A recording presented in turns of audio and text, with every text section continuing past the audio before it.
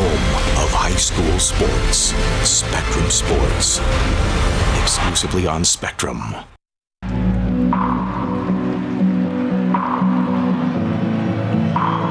This city, this club, stands with you. Danger from Mira! Awesome! What you live for lives here. The volley, Kamara, yes! Ohio's television home of Columbus Crew SC. Spectrum Sports. Exclusively on Spectrum.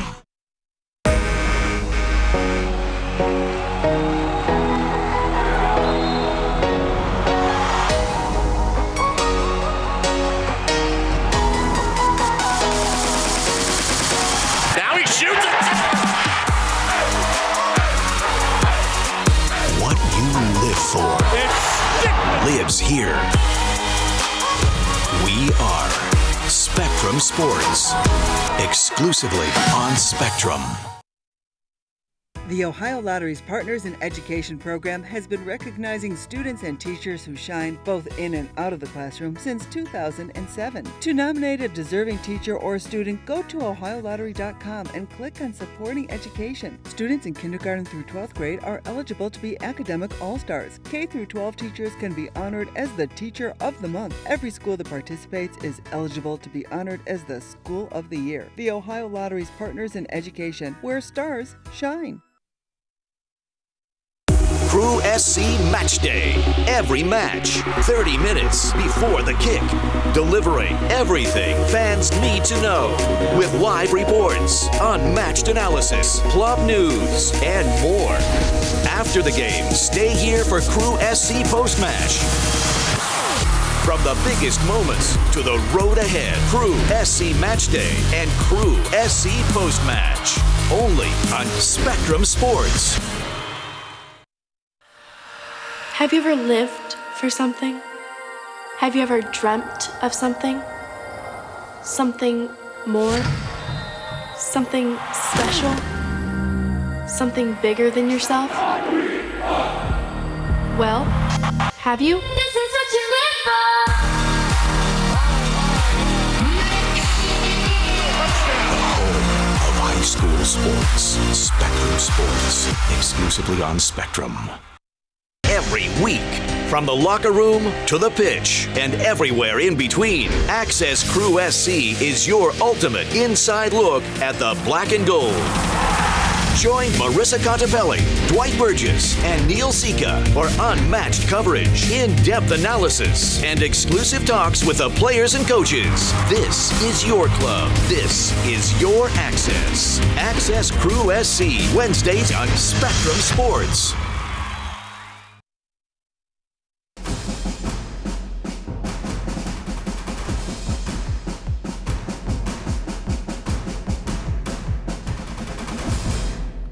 Welcome back to Friday Night Huddle, Week 6 across the state of Ohio for high school football. We've checked in with the Stowe Bulldogs before, and the Bulldogs figured not to be in a good mood after losing to Wadsworth, and they're back at it again. Hayden Bartels, the quarterback, a nice adjustment by Tyler Shaver. He grabs it for the touchdown, and the Bulldogs up 16-0 at that point. The defense on the field. Brian DeVitas comes up with the pick. Take a look at Brian DeVitas. Down the far sidelines and dives into the end zone. The pick six, 23-0. The Bulldogs leading in the first quarter. So take a look at that as Mark Norrie's guys after it in a hurry. Well, and you mentioned that Stowe would be angry. You know, would be really angry, the defensive side of that football, because that's their bread and butter. That's where they've been hanging their hat during this run that they've had over the last few years, and they give up 41 points to that Wadsworth team last week. They're not going to be happy about that. No matter how those points came, 41 is too many, and they are bouncing back in a huge way. It also leads you to kind of say, boy, if Wadsworth did that to Stowe, they must be a pretty darn good football team. Absolutely. And here's Levock, actually from Nordonia, the quarterback here. He had 3 picks last week. And so that was something that I thought that Nordonia was going to have to correct coming to week 6 against Stowe. And Stowe, they're a very good defensive team as well. So to see them have that pick and to be down this early in the game is really a little disturbing right now for the Knights. But again, this is the Suburban League champion that you're facing, the co-champion along with Hudson. But you can't get down this early. And obviously, I don't know. Are they going to be able to come back from this? And the other thing you saw, and obviously we didn't see the interceptions by Robbie Levac, but there's a lot of pressure that's getting to that quarterback. And when you run a spread, it's timing, and if there's pressure and the quarterback has to move, that disrupts that. And that seems to be what's happening to Nordonia's offense. It's not just on the quarterback, it's the line, it's the receivers. There's no timing. It's a timing offense, and the timing, you need the line, and you need the line to start, and then the receivers and the quarterback have to follow, and it's not been there. And if you're Stowe, you're going up against a Nordonia team that is 0-5 coming into this game. So you look at them and say, okay, should be able to beat that team because you got Twinsburg coming up. You've got Hudson coming up. You got that rivalry game with Cuyahoga Falls, and then you've got Brecksville. So the last stretch of this schedule is a very difficult one for Stowe. So they've got to take care of business against a team like Nordonia, and so far, so good for the Bulldogs. Yeah, and going to the Nordonia side of it, I'm just kind of wondering, before a game like this, what are you guys talking about what are you guys talking about in the locker room? Because this is a suburban league, this is a league game for you guys. You guys are down 0-5. The playoff projections right now are just not in favoring of you right now. But right now they're down by 23. I think we saw there at the time period. And right now they need to be able to find some answers on offense. And right now they're just not finding that. So you're going to have some opportunities to play spoiler if you're Nordonia, even though you're 0-5. It's probably not going to happen tonight. But you do have Brecksville. You do have North Royalton. You do have your last game against Twinsburg. So that's kind of what you're playing for. Get better as this season goes along, and maybe try and play spoiler at the end and try and end your season on a high note. Well, in that Suburban League mode, one of the smaller Suburban League schools, the Highland Hornets, unbeaten on the season, 5-0, taking on the Green Bulldogs. And the Green Bulldogs offense growling as Cage Williams rolls out and throws. It's the fullback, Matthew Amison, into the end zone for the touchdown. Look at the big fella. Shows he can catch it and gets into the end zone. And Green on the scoreboard against the Highland Hornets, a 7-0 lead in the second quarter. So Green breaks on top. Very quietly, Green is having a nice season. 3-2, and Cage Williams, a dual threat quarterback. Had a nice week last week, 126 yards passing, 73 yards through the air, had a game-winning field goal in a game against GlenOak. They're very quietly having a nice year. In the last few years, they've lost some really good playmakers as well, but you also got to remember they're in Region 5, so they have to be able to raise their game. And to come out with a 15-13 win against GlenOak last week was, just a credit to how they finished the game. So Green, it's going to be a very tough squad. This is going to be a very tough squad. The Highland's going to have to figure out what they're going to have to do to stop this team as well. Well, one of the games we're keeping our eye on, Division I, Mentor taking on Medina, and that Cardinals offense starting to get things rolling. Tadas Tatarunas, time to throw. He finds Jake Floria all alone in the end. I'm sorry, Luke Floria, Jake Floria's brother. Luke Floria grabs it in the end zone for the touchdown. You can't leave a Mentor wide receiver that wide open. 14-0, Mentor leading Medina. And if you're not gonna rush the passer, if you're gonna try and cover, you got to cover, and they didn't do it. The Cardinals are playing like they want to win this conference title this year. Solon was the champion last couple years here, but Mentor is knocking on that door right now, and so is Euclid right now. So, this is it's a good sign to see Mentor's getting on the board already. But Medina, again, as we talked about earlier, they've had their struggles early in the first 5 weeks of the season. So we're going to see, hopefully, they maybe try to be able to keep this game a little tight. But projections are kind of just showing that it could get out of hand tonight for them. So, the other thing that is impressive is this is one of those years where the Cardinals are able to run the ball effectively with Chris Edmonds.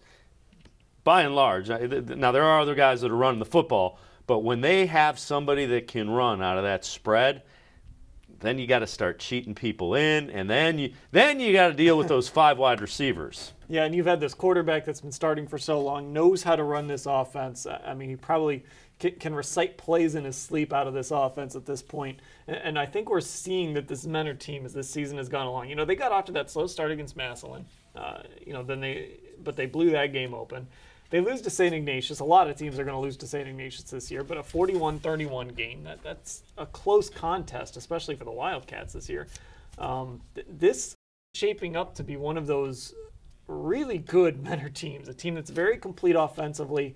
And again, I talked about the defense. They had a shutout last week. They've had games where they've given up 15, 14. It seems like this defense can play a little bit. And Medina should have known that coming into week 6 against Menor, because they're giving up 30 points a game in the first 5 weeks of the season. So Medina has to be able to correct some of that. And obviously with all the personnel changes that are going on, they need to find answers on who's going to be our leading tackler, who's going to be able to make the plays for us on defense. But right now, it looks like Menor's trying to run away with it early. So. Well, one of the games we're keeping an eye on, Bill Mayville is at the Hudson North Royalton game. He joins us on the field. North Royalton coming off a very impressive win over Twinsburg a week ago. Bill, how is the Hudson North Royalton game going? Hudson jumped out to an early 13-0 lead. They had an explosive 3-4 play drive. Both plays took it down the field real quick and scored. Then on the ensuing possession, Hudson picked off a pass, and they turned that into another touchdown. North Royalton just scored to get on the board with 23 seconds left in the first quarter, so we're sitting at 13-7 right now, Hudson in lead. Was that touchdown drive the first drive they'd put together, or had North Royalton been able to drive the football a little bit before the turnover? No, that was really the first extended drive they had. The first one went 3 and out. The second one, they threw an interception on. That was their third possession. What's really kind of stood out about this is it kind of a matter of, is North Royalton's offense going to be able to slow down that Hudson offense? Is that kind of what you're looking at there, Bill? They're going to stop the run, or they're going to stop the wide receivers. Bill Mayville, we appreciate it. We will check back in with Bill. He is covering that game 13-7. So North Royalton, that's a team that's kind of sneaking up on some people. That was a very nice win against a pretty good Twinsburg team a week ago. Trying to follow it up, if they find a way to beat, a 4-1 Hudson team, puts them right in the middle of that playoff discussion. Yeah, and you try to figure out how good teams are based on who they play. And you look at North Royalton, they've lost to Highland, who hasn't lost this season. They've lost to Stowe, who has 1 loss, to a very good Wadsworth team. So North Royalton, kind of a sneaky good 3-2, and they're going against a Hudson team whose only losses to Canton McKinley. Hudson, I don't know if you consider them a surprise this year, but I think they're dominating more than people thought they would. They have a very good team as well. So this is a good test for North Royalton. I'm kind of excited to see how the Bears look against Hudson over 48 minutes. And we chatted about Hudson's defense earlier in the first 5 weeks of the season, just about the personnel changes that were going on. But the best thing that North Royalton has going for them right now is that Hudson's been giving up 20 points in the first 5 weeks. And so if you're able to use Kevin Callahan in this situation and be able to put up over 200 yards in passing like he did last week, that's going to be in favor of the Bears here. So, North Royalton is very much in this game, but Hudson obviously has the resume to going to prove that they're winners as well. Great job of answering that, because you're down 2 scores, you put 1 on the board. It's a 6-point deficit for North Royalton, just what Nick Chuli's guys needed. Well, we've talked a little bit about Wadsworth, that impressive win a week ago over Stowe, where they came out and pretty much manhandled the Bulldogs. And the Grizzlies back at it again, taking on Cuyahoga Falls, and the Grizzlies offense clicking on all cylinders, a 16-0 lead. Joey Baughman buys some time. Christian Zalay all alone in the back of the end zone. Baughman finds Zalay for the touchdown, 15 yards on the play, and you get an idea of the poise and the athleticism of Baughman there. He's not in any hurry. He knows he's probably the best athlete on the field because he's an elite wrestler, and a perfect pass into the back of the end zone to the open man. 23-0 now. Wadsworth leading Cuyahoga Falls. And we talked about how probably the bitter taste that's left in Stowe's mouth, and the reason why is because Wadsworth is clicking right now. This team is, and as you've noticed over the past weekend, Wadsworth moved up in the state rankings, moved up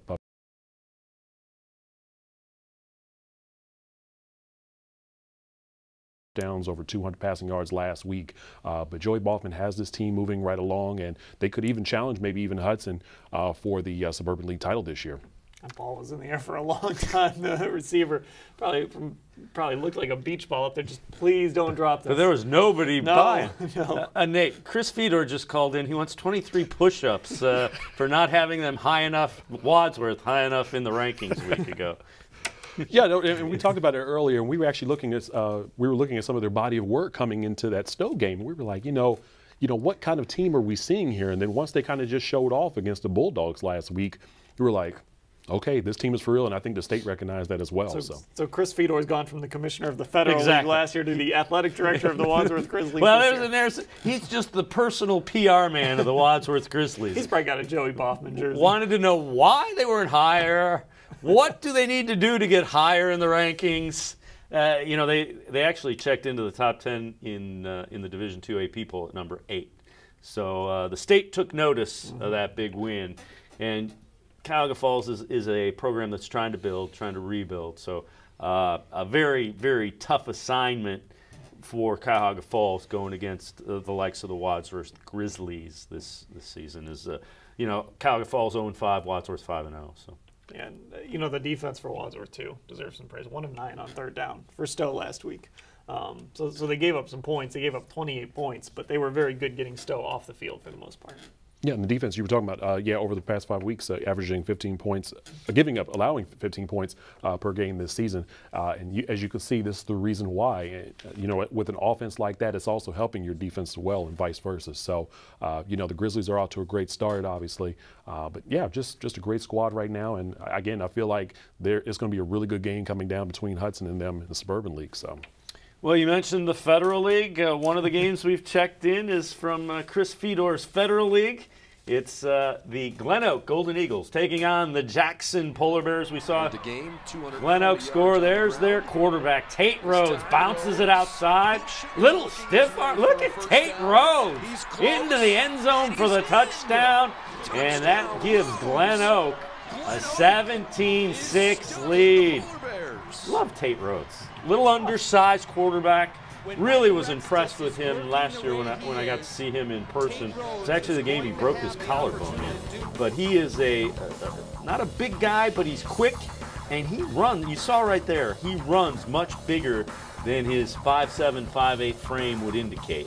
Yeah, he's 750 passing yards, 202 rushing yards this season. So the true definition of a dual threat guy. And for GlenOak, that's a great start. Listen, I've been talking about quality losses all night tonight. I mean, look at GlenOak. They lost to Whitmer. They've lost to Massillon. They lost to Green, who's kind of a sneaky good team. So they're a team that is probably better than their record shows, and they're trying to prove that against Jackson tonight. And at some point this evening, what I'm going to do is I'm going to try to find some information for some of our viewers tonight. But this is a Jackson team. This is the Jackson defense that we actually talked about being a very disciplined squad when they played Perry just a short time ago in that wing T offense. So I'm just kind of curious. Just probably going to have to look back at some point, just see, how did they get down the field? How were they able to put all these plays together? But right now, probably the best thing that GlenOak can do right now is just try to get up on the board early and quickly as much as possible. So. And the one advantage for Jackson, they've got Jared Pilata, and so they like to throw the ball. He's got big play wide receivers, but when GlenOak has the ball in Tate Rhodes' hands, good things happen for the Golden Eagles. We're going to step aside and take a quick timeout here on Friday Night Huddle. We'll reveal the results of the top play votings from a week ago on the other side of the break. Stay with us with Nate Klein, Dan Lobby from cleveland.com. I'm Dave Bacon. You're watching Friday Night Huddle on cleveland.com and Spectrum Sports. This is it. Your big break. Your one shot. Your only chance. There are 2 outcomes. Make history or be history.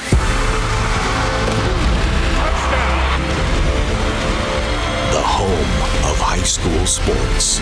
Spectrum Sports. Exclusively on Spectrum. The Ohio Lottery's Partners in Education program has been recognizing students and teachers who shine both in and out of the classroom since 2007. To nominate a deserving teacher or student, go to ohiolottery.com and click on Supporting Education. Students in kindergarten through 12th grade are eligible to be academic all-stars. K through 12 teachers can be honored as the Teacher of the Month. Every school that participates is eligible to be honored as the School of the Year. The Ohio Lottery's Partners in Education, where stars shine.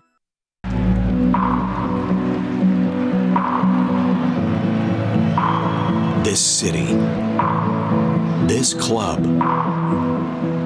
stands with you. Danger from Mira! That is awesome! What you live for lives here. The volley, Kamara, yes! Ohio's television home of Columbus Crew SC. Spectrum Sports, exclusively on Spectrum.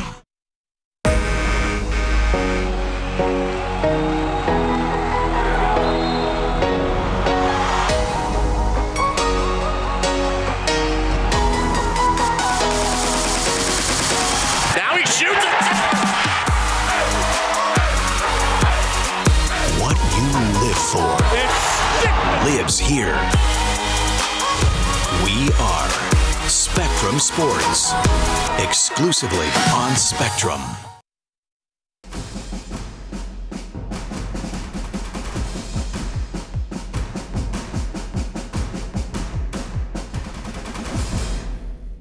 Welcome back to Friday Night Huddle here on Spectrum Sports and cleveland.com. We have tallied the results. The accounting firm of Klein, Lobby, Fedor, and Gould has done their due diligence, and it's time to reveal the top 15 from a week ago. The 15 best plays as voted on by the readers and viewers on cleveland.com. Checking in at number 15, Elyria Catholic's Zach Evans. Watch him back in the backfield, and he throws the ball carrier for a loss, but Elyria Catholic loses to Valley Forge 19-14. Number 14 is Massillon's Dion Williams, another defensive play. The sack, nearly a safety. They gave him forward progress out of the end zone. Massillon wins 56-46. Now watch this carefully because you're going to think this got picked off, but check this out. Massillon's Aiden Longwell to Austin Kutcher for a touchdown. Did you see that? Number 12, St. Vincent St. Mary's. Luke Lindsay, just a sophomore, finds Jalen Ross on the big gain, but it wasn't enough as the Fighting Irish fall to the Hoban Knights. Still a nice pitch and catch. Number 11, how about a little trickery? Elyria Catholic's Leighton Banjoff, a halfback pass to Donovan Warfield. It's going to end in a touchdown. Unfortunately for Elyria Catholic, they would lose this football game to Valley Forge, but they make it on the top 15.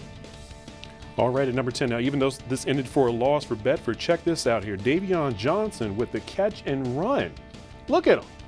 Running past all those Tigers. Saying meow, meow. Gets all the way to the gets in the 5-yard line there. Checking in at number 9, some more. St. Vincent St. Mary. Russell Cooper goes one way, little pause, then goes the other way, and then heads up the sidelines. A big return to the 30-yard line. A couple of plays later from this game, later in our top 15. Number 8, Mayfield's defense gets the interception here in the end zone to stop the Chardon drive. We're going to have more from this game later as well. Show some love to the defense at number 7. Hoban fumbles this play, and St. Mary jumps on it. Hoban won 21-7. Chardon's Andrew Kobieski gets around the corner, but that's not all. Cuts up. Look at the big guy run. Nobody's going to catch him. Touchdown for Kobieski, 60 yards. 20-7, Chardon beats Mayfield. Back to Akron for number 5. It's Hoban's Tyrus Dickerson. He's going to get the catch here on the curl route and watch. Watch him here. Runs over the defender. Gets into the end zone. We're going to have even more from this game later. And here it is, Garrett taking it to the Hauser with the big catch for the touchdown. Look at him. Nice adjustment. Looks awesome. Like an egg, maybe. I don't know there. Number 3, poise and confidence on display as our student reporter, Matt Ganser, bats the ball down during his post-game interview with Bay coach Ron Rutt. Well done, Matt. Nice. Number 2, 37% of the vote. It's Alec Grandin from Centerville to Jake Spiewak for the touchdown. A great over-the-shoulder catch. The Elks 31-19 winners over Springboro. And 24 votes separated the number 1 here, Centerville. But here's the Highland Hornets. Jake Rogers gets the handoff and throws it to Evan Kesalonis. This play earned 39% of the votes. Highland won 42-14 against Revere here. Now you do realize that the Highland Hornets are in the same conference as the Barberton Magic, so I'm guessing they had the Suburban League swing vote that helped them get the 39% of the vote.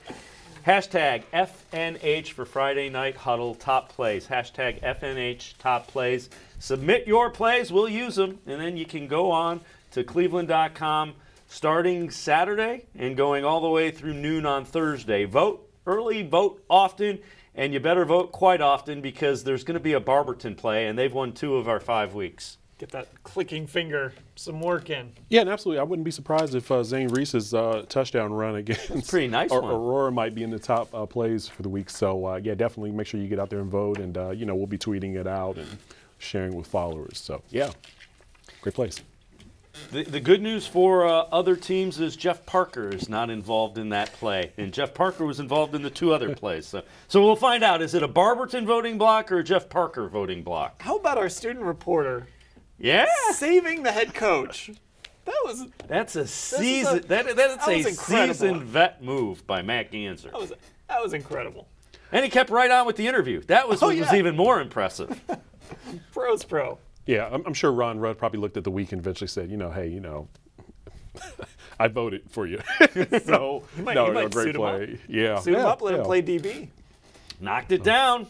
Was incomplete. At least put him out there on Hail Marys or whatever. And that's one of the games we've kind of touched on a little bit, haven't gone terribly in depth on, but those Bay Rockets, they look to be for real. When you have an offense that's running the way it is and the success that it's had over the last few years with Ron Rudd coming into the head coaching position, good things are going to happen. And right now they're undefeated right now. And they play in a very tough region as well. We were talking about Toledo Central Catholic, who they had to run up against in the first round of the playoffs last week. So they know exactly what it takes to get to that point. They know exactly if they want to go far, what they need to do. And Rocky River right now, sadly, they stand in front of that wave right now of them and success. Yeah, Bay it's running the football and playing defense. Those are usually ingredients on teams that do well in the playoffs. And their defense has been fantastic. Opening up the season with 4 turnovers, shutting out Keystone. They give up 28 to University, and since then 14 to Fairview. They shut out Parma, 15 against Holy Name. Rocky River, we know they can always score. They always have a team that can score, so this is a good test for that defense. But when you have a formula and that formula is working, it's going to carry you a long ways. The other thing, we'll shift gears a little bit. How about those Wadsworth Grizzlies still back at it? And that there's something to be said when your quarterback is a wrestler. There aren't many sports where you need the mental toughness when you're on the mat to find a way to get what you want to get done. And if you give me my choice, it might be a wrestler that I have as a quarterback. And Joey Baughman is one of the best in the country, not just the state. He's one of the best in the country as a 170-pound wrestler. It's not something you see a lot, though. No, you don't. You see the point guards from the basketball team, pitchers from the baseball team. Yeah. Those are kind of the stereotypical guys. And then you've got Baughman, who's a fantastic wrestler, obviously has the leadership skills to be a quarterback, and has translated that into a very good season so far. And at some point, I'm going to probably want to talk to Joey Baughman at some point about that, because last year, with the new first-year head coach, team finished about 5-5 last year, but he was able to digest whatever coach and the coaching staff was telling him in that short time span and still, come out with a 500 record. Now, they're undefeated right now. And you know what happened, Nate, is they struggled at the beginning, and I think they won 4 of their last 5, 4 of their last 6. So what happened was he kind of got comfortable with what Coach Todd wanted and started understanding the game slowed down, as they say, and they're well on their way to their 6th straight win. I think it was 4 of their last 6. So they won 10 of their last 16 or 10 of their last 12. That's a good sign for Wadsworth Grizzly fans. And also another credit, we were even talking about it with Coach when he called into the show once, that we were talking about it helps when you also have a running back snowball in the backfield as well, to be able to have to honor that. So right now that backfield, you have to honor that. You have to figure out how you're going to be able to contain them and then figure out the weapons from there. But yeah, they just kind of showed off their offense last week against Stowe, and Stowe right now is kind of trailing in the league. So. Well, one of the games that we told you we'd keep an eye on is the Kirtland Hornets taking on the Independence Blue Devils. Bryant Kaiser is at that game, joins us on the phone. Bryant, what's going on with the Devils and the Hornets? Talking about running backs, we got plenty of them. That's why we had halftime. It is 15-7 Kirkland. They just scored at the before the halftime, a 1-yard run by Flacco. And that's where we stand, 15-7 at the half. Kirkland trying to keep that winning streak alive. So, Bryant, you somewhat impressed with the way Independence is hanging there as they're only down, 15-7 at halftime? Yeah, it could have been should have just been 8-7, but they had a fourth down with like a minute to go, and the snapper tried to, snap it to the punter and put it over his head. And Kirkland had the ball at the 4-yard line. Kirkland is not going to miss that opportunity to put that punch that into the end zone. So, Brian, what is Independence doing so well to keep them in this game? They're running the football. They run the football as well with the quarterback. Got the Kyle Stepaska. He runs the ball pretty well. The number 10, he's an option quarterback. And once he he hands off to Nick Borowski, had their running back number 6, and he's running the ball pretty well. And they just been up and down the field. Kirkland had the ball before the first quarter in, but they fumbled the ball into the end zone, so and Independence fell on it, so that's a touchback. So I guess when they got that touchdown before the halftime score, that kind of evened things out. But Kirkland, and they both is going up and down the field with their running. Kirkland got that triple back option. Independence running the football as well, so 15-7. All right, Bryant Kaiser, we appreciate the update. Independence hanging with the Kirtland Hornets 15-7 at half. Another game that we are following and paying close attention to, Aurora and Barberton. Ryan Isley is at that game, and he joins us on the phone. Ryan, what's going on with the Greenmen and the Magic?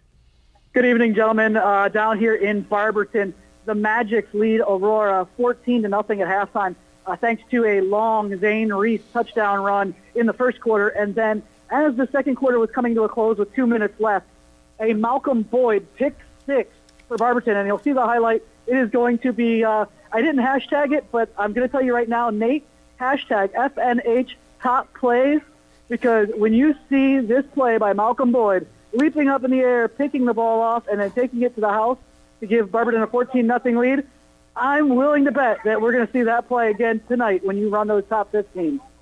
Well, Ryan, the Barberton voting block is very strong as well. So if it is in that top 15, it's going to be voted on very, very heavily. What's really stood out? I know in talking in the preseason with Coach Gatto, this is kind of a game he was pointing to, and he wanted his team to be more physical than they were against Aurora a season ago. Have you sensed that from the Magic? Without a doubt. I mean, you know that this team wanted to come in and send a message, because Barberton lost last year twice to this Aurora team. They lost the year before. They're riding a 3-game losing streak for the Green Men, and they have come out defensively, and they've not let Aurora do anything. Aurora has gotten a couple of first downs, and then, like I said, once they started to try to get to go over the top and start throwing the football there at the end of the second quarter to try to come back and make a comeback down 7-0, that's when we got the pick 6. And Aurora's offense has really just kind of been stagnant. They're not able to move the football. And on the other side, to be perfectly honest, neither has Barberton. The one big play again by Zane Reese early in the game, 80-some-yard touchdown run. Other than that, they've only had a few good plays offensively. Both teams struggling on the offensive side of the ball. But again, give credit to both defenses for that being the reason tonight. Both defenses playing very well and holding these offenses in check. Also, it's it's interesting to watch, because we know that so far in Northeast Ohio this season, we have had really, really good weather, and we have gotten very lucky when it comes to Friday night football and the way that the weather has broke. Tonight, it's really windy down here in Barberton, and you can see that when the quarterbacks are throwing the football. The ball is sailing on them a little bit, so it'll be interesting in the second half to see how they adjust to the wind conditions down here. Ryan, during a break, I actually got to see that play you were talking about that when you tweeted it out, and my instant reaction was exactly what you said. Wow, that was an incredible play. Has that sort of been the difference, is Barberton's athleticism in this game? Yeah, the athleticism of Barberton has really been the difference. They've, everybody talks about Keith Thompson, and with reason. I mean, Keith Thompson is a Ohio University commit, and he's a great player. But they do have athletes other than Keith, such as a Zane Reese, such as a Malcolm Boyd. Hey, Ryan, we're going to take a look at the interception that you guys were talking about, the pick six. We do have it queued up, and so here it is. And look at the pressure they're I mean, it looks trying like to set up a screen, and they were going to have none of that. So there is the pick six that makes it a 14-0 lead. What an athletic play is jumping up to get that Barberton's defensive lineman. Ryan, what was your first reaction? Because I know you were recording it. I mean, did you almost drop the phone, or what'd you do? I had to be careful. You know this, Nate, from experience being down on the sideline recording games. I had to be careful not to let out an audible wow as that play happened. And again, yeah, you're right, not drop the phone. And I will tell you this, I've been standing down here with one of the University of Buffalo assistant coaches tonight, and when that play was over, he looked at me and just was like, wow, that was a great athletic play. I mean, that's a top 15. That's a hashtag FNH top plays if I've seen one so far this season. Mason Hayward is the young man who did that. And I'm sure, Ryan, we appreciate the update. Thanks very much. We will continue to check in with Ryan Isley. He's obviously the one that's sending us the highlights of the Barberton-Aurora game. The thing is if you are the Barberton Magic and your defense starts to get after it, you know you're going to be able to move the ball some and score with Zane Reese, with Garrett Turnbow, with Key Thompson, with Jeff Parker in the backfield. If you get that play from the defense, now you're starting to think, home playoff game, let's see how far we can. You start thinking ahead a little bit. This game is projected to be a very tight game, even though just looking at the score right now. But I'm just curious just to see what are some of these second half adjustments that they're going to be making in this game. But in a game like this, I mean, you're going to need some plays from your defense. You're going to need some special teams plays to be able to put your team offenses in a good situation to score. But definitely, I'm curious to see what's going to happen after halftime and some of the adjustments that they're going to make, especially Aurora. They need to make these. Yeah, and the thing about Aurora is you look at this game and you know that, one, it's going to be hard to score against Barberton as it is. So you can't fall too far behind with this team. And two, how good offensively is Aurora? Maybe not quite as good as they've been in years past. We know they're kind of in desperation mode. Is that going to maybe play into the hands of Barberton a little bit if Aurora has to go out of character, start throwing the ball? I mean, we saw they made it tough to even throw a screen. I mean, that was a pretty perfectly set up screen, and you would have had to throw that ball 10 feet in the air for it to not get intercepted. Barberton, that defense is tough. And now, mind you, just for readers who are not familiar with the Magics as well, and Aurora as well, in the two games last year that they played, it was double-digit points separating these two teams. So to see Barberton ahead like this is a good sign for Coach right now. Now we're going to see how Aurora answers in the second half. And, Aurora needs to win to keep any playoff hopes alive. They have a 12-year consecutive playoff string. With 3 losses, a fourth one they won't be able to come back from. We're going to step aside and take a quick timeout. We will continue here on Friday Night Huddle on Spectrum Sports and cleveland.com. Along with Nate Klein, Dan Lobby, I'm Dave Bacon. We'll be right back.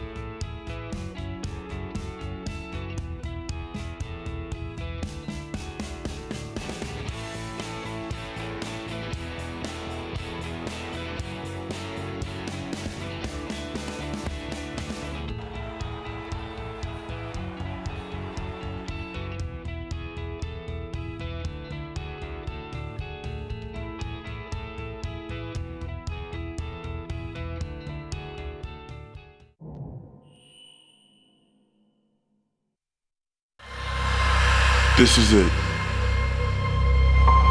Your big break. Your one shot. Your only chance. There are two outcomes. Make history or be history.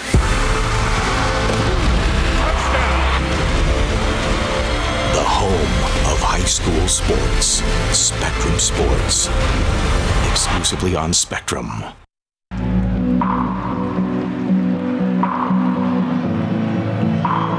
This city, this club, stands with you. Danger from Mira! Awesome! What you live for lives here. The volley, Kamara, yes! Ohio's television home of Columbus Crew SC. Spectrum Sports. Exclusively on Spectrum.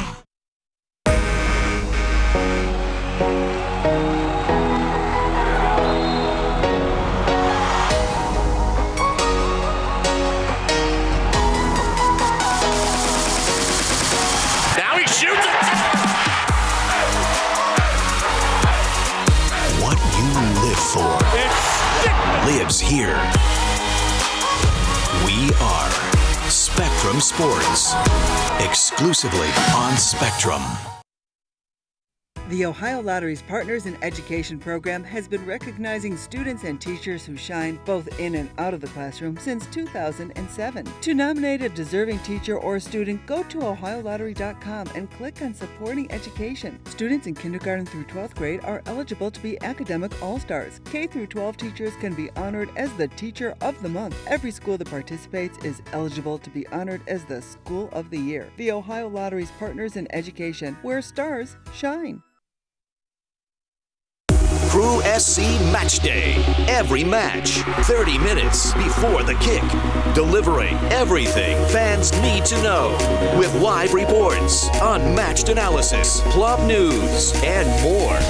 After the game, stay here for Crew SC Post-Match. From the biggest moments to the road ahead, Crew SC Match Day and Crew SC Post-Match. Only on Spectrum Sports. And we are now tied up at 7-7. We mentioned that NDCL defense really good, and you know, getting on the board, a good thing for the Benedictine Bengals, obviously. Yeah, and I mean that's something that some teams haven't even been able to do. So a good start for Benedictine, and it kind of felt like this game was going to be a low-scoring game, and so far that's how it's played out. Yeah, no, you're exactly right. And NDCL. You know, who returned quite a bit of players from last season. You know, they have their chemistry intact. They know what they want to do. And so obviously it's being proven kind of in this game here with Benedictine right now with the tight game. So these two teams who are playing for a league title, these two teams are playing for a nice little spot in the playoffs as well. So this game means quite a bit to both programs. And that defense is one of the more underrated units in the area. You don't hear a lot about NDCL. This defense is legit. I mean, they are really good, and they may be like the best elite defensive unit that nobody's talking about. And we're going to start talking about them. Yeah, I mean, when you give up just under 7 points in the first 5 weeks on defense, you know, that's a credit to your program right now. So, you know, Benedict, I'm sure they probably watched that on tape trying to figure out what exactly do they do so well that they've been able to limit teams in scoring. So, NDCL, great start right now. But like we said, I think this is probably going to come down to maybe who makes a play on defense or maybe even on special teams. And that might favor NDCL because that's what they've been doing all year. You know, I said this off the top. It's not just the points. It's not just getting stops. It's forcing turnovers. You know, you go back to week 1, 3 interceptions. They make big plays against West Geauga. This is more a special teams play, but they had a blocked extra point, and then they stopped a 2-point conversion. So it's turnovers, it's plays in big moments, and that's where NDCL has excelled so far this season. Well, another game we've talked about a little bit is the Bay and Rocky River game. Austin Opfer joins us on the phone. He is covering that game. Austin, what's going on with the Rockets and Pirates? Yeah, it is so far your typical rivalry game, a bit of chippiness, and it's cost some drives for both teams. But so far, just low-scoring game. There was one big play, and that was a run by Trey Pasota. He took it 40 yards, set him up first and goal at the 2. They would score a play later on a play-action pass from quarterback Connor Shell to Matt Cover, and that would be our only touchdown of the first half. The Pirates, they have had a lot of opportunities, but they just have not been able to put it in the end zone. All they've been able to settle for is a field goal, and that's where we stand 7-3 at the half. Austin, this is Nathan in the studio. Hey, I'm curious, what's your analysis of Rocky Rivers' quarterback right now? He had a really good game last week. He, so far, he's made some plays, but it seems like they're kind of relying more on the run so far in this first half. But so far, he's looked all right when he's given the chance. But it looks like both teams have really relied heavily on the run so far. Austin, as you look at it, are you surprised at all by Rocky River's defense? Bay's a team that usually able to run the football probably more effectively. It sounds like they've broke up one. They broke one long run, but other than that, it doesn't sound like that offense has been able to sustain anything. Yeah, Rocky River, they've been really impressive on defense. Aside from that long run, I mean, they have not given up much. Bay did have another opportunity inside the red zone, but 2 penalties pushed them all the way back to midfield. So far, yeah, Rocky River, they've been playing really well on the defensive side of the ball. It's a matter of getting the offense going. Austin Opfer, we appreciate the update. 7-3, Bay leading Rocky River. We'll check back in with him, and that's a pretty good sign for Rocky River that they've allowed basically one big play that's accounted, for the difference in that game. The projections were they were supposed to be actually losing by at least 2 touchdowns tonight, so that's a good sign for them. And then also I got a chance to hear Austin talk about some of those penalties that limited some points on the board as well. So these are 2 teams that are going to be competing for a spot in Region 10. And right now they're kind of maybe even showing a sign that this is a playoff preview here. Yeah, and if you can keep it close, maybe, you mentioned Michael Finnegan. You asked Austin about him, and he's been playing very well for them. We didn't hear Damian Crawford's name at all. We know how dangerous he can be for Rocky River. So if you keep that game close, you don't know what could happen, because Bay's a team that runs the football. So if you can stop that run, if you can keep it close, stop the run, maybe get a little offense going on your own, you can maybe steal one from them. And I was trying to listen to, as a joke, I was trying to listen to Austin's voice, because when you have 2 running teams, there's just not a lot. For me, it's just not a lot of excitement. I want to see some passes. I want to see some long, touchdown throws. But obviously, 2 running teams. I mean, right now, they're just looking for a win right now. Nate, you want to see passing plays? We've got passing plays for you. We're going to head to the Federal League. And it's our man, Jared Pilata, for the Jackson Polar Bears. You see the score, 20-17. Pilata up into the end. Jake Ryan, what a job to go up and get it in the back of the end zone. That's a 6'3" sophomore listed as the backup quarterback. Oh, my. Look at that grab. Goodness. No way. And he got him in. Too. That's a touchdown in the NFL, too. Fading away, and look at this. Come on. No way. Oh, my. What a catch. I don't even think we should let people vote this week. Let's just name that number 1. And they can vote for second through 2 through 15. So Jackson was down. We told you Jared Pilata would get him coming back, and Jake Ryan with the catch. And the high school kids refer to that as Odelling it. Yes, yes, they do. They refer to it as Odelling it in honor of Odell Beckham. So he Odelled that in the back of the end zone. I'm curious if Jared Pilota would maybe reconsider his UMass commit now, because I'm sure some scouts have got to be saying, man, this kid is a really good talent right now, but threw over 300 passing yards last week. Jackson, if you're wondering how Jackson's offense is doing so well, that's the reason why. And so far as you can see at halftime, they're already ahead in the game against GlenOak, who went up early up in the game. And as you can see just how fast run the football pretty well. You saw that was under a minute. There was like 27 seconds left in the half. 3-point game, just like that. It's a 10-point game. Yeah. Big difference. So huge lift for Jackson going into halftime with that play. The other thing Jared Pilata might want to say is, hey, Jake, you want to come play some wide receiver in the red zone at UMass for me? That's a heck of a grab. That's a big weapon to have, and just the fact that, a game we have been following, and GlenOak looked really good to start that game, and just Jackson turns it on its head so quickly because their offense is so good. And credit their defense as well for finally kind of getting some stops against that GlenOak running attack. Just that catch, though. And you saw that's what we're going to talk about in this game is that catch. Yeah, and you saw one of the Golden Eagles' secondary players right there. I mean, after that catch, he was kind of looking at, I don't know if it was a security guard or somebody, but he just had his hands over his face like, how? And it was a great play. So, the frustrating thing is the coverage was really good. Mm-hmm. He had nowhere to land, and he was, strong enough on the bottom half to get his feet. He got both feet in. So the throw quarterback there is smart enough to know I'm just going to put it up where he can go get it. If he doesn't get it, it's not a big deal.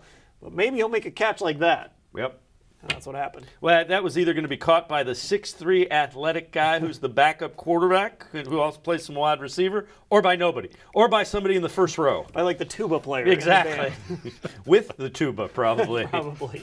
But, that's one of the advantages when you have a quarterback who's a D1 type quarterback who's played a couple of years as a starter. He's a guy that led a late comeback in week 1 against a very good, a playoff team in Akron East with a couple of big plays. And Akron East had the lead and boom, boom, boom, a couple of 50-yard touchdowns, and, Jackson wins by 7. Yeah, they beat some good teams. East is Perry. Is another team they've beaten. So this is a team that has been tested, that has played well. And just again, in the region they're in, it's going to be tough. But when you have that offense and that quarterback, you always have a puncher's chance. And when you have playmakers like that on the outside, and that wasn't even one of the guys I had on my list of playmakers for Jared Pilata. But somebody like that steps up and makes a play. Well, another game we're keeping a close eye on. Hudson taking on North Royalton. Bill Mayville is covering that game for us and joins us. Bill, what's going on with the Explorers and Bears? So we just reached halftime, and Hudson blew it open in the second quarter. They scored another 17 points. We sit at Hudson 37, North Royalton 7. Who has done the damage offensively for the Explorers? Not surprisingly, their quarterback, Cole Pelé, is having a monster game. I've got him unofficially at 11 for 13 for 242, 4 touchdowns, and 1 rushing touchdown.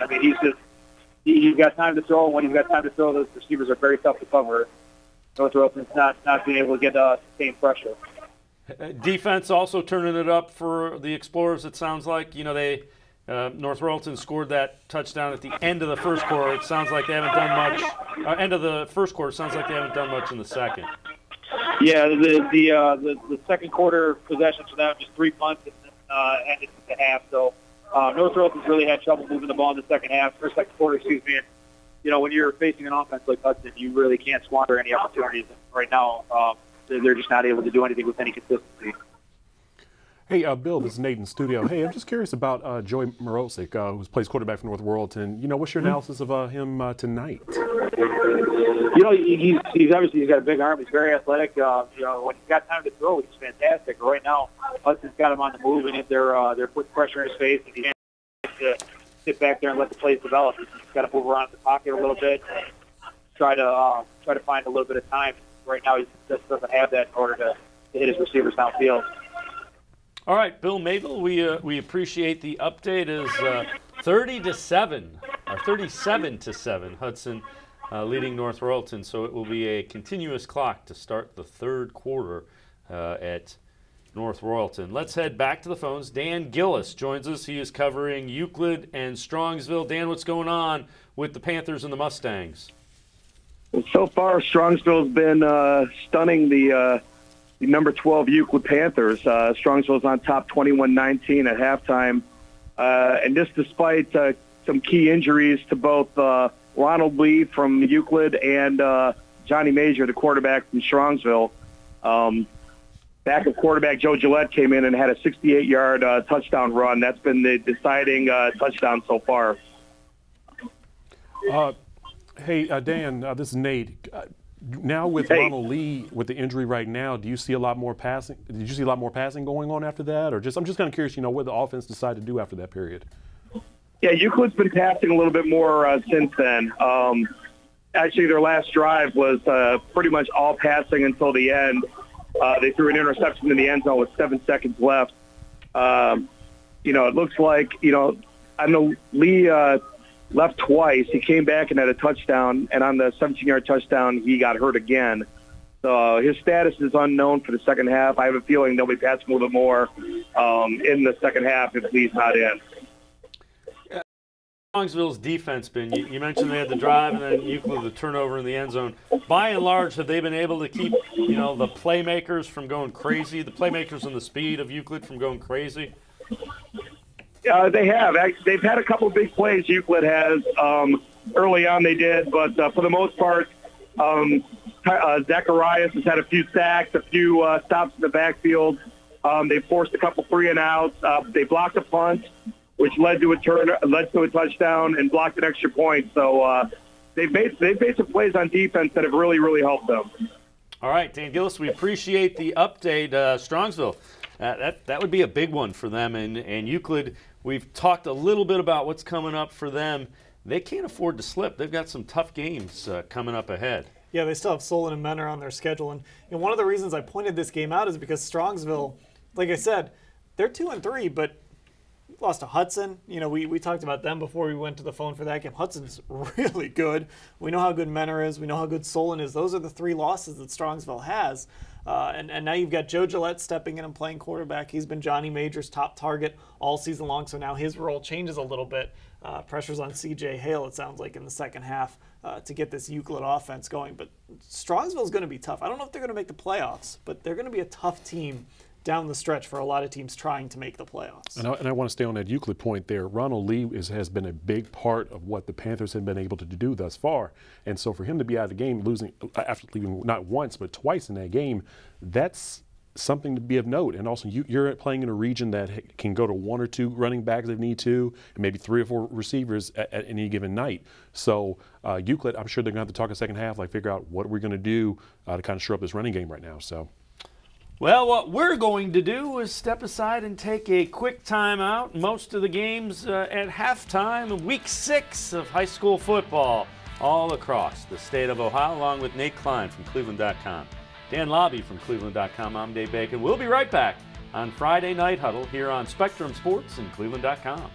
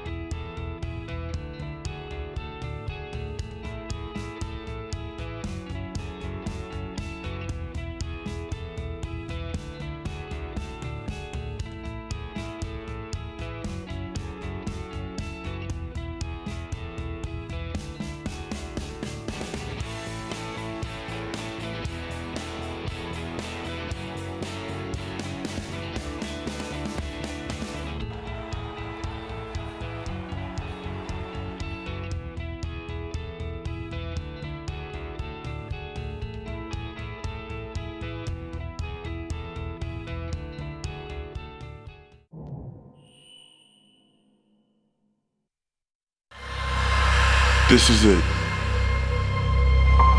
Your big break. Your one shot. Your only chance. There are 2 outcomes. Make history or be history.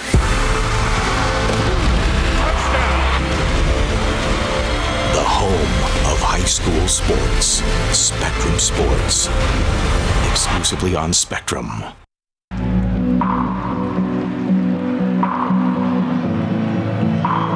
This city, this club, stands with you. Danger from Mira! Awesome! What you live for lives here. The volley, Kamara, yes! Ohio's television home of Columbus Crew SC.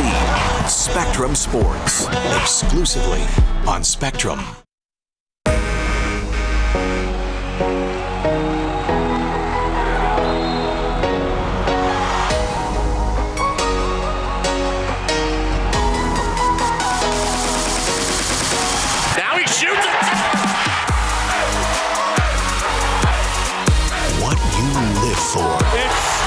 Lives here. We are Spectrum. Spectrum Sports. Exclusively on Spectrum. The Ohio Lottery's Partners in Education program has been recognizing students and teachers who shine both in and out of the classroom since 2007. To nominate a deserving teacher or student, go to ohiolottery.com and click on Supporting Education. Students in kindergarten through 12th grade are eligible to be academic all-stars. K through 12 teachers can be honored as the Teacher of the Month. Every school that participates is eligible to be honored as the School of the Year. The Ohio Lottery's Partners in Education, where stars shine. Crew SC Match Day. Every match, 30 minutes before the kick. Delivering everything fans need to know. With live reports, unmatched analysis, club news, and more. After the game, stay here for Crew SC Post-Match. From the biggest moments to the road ahead, Crew SC Match Day and Crew SC Post-Match. Only on Spectrum Sports. Have you ever lived for something? Have you ever dreamt of something? Something more? Something special? Something bigger than yourself? Well, have you? This is what you live for!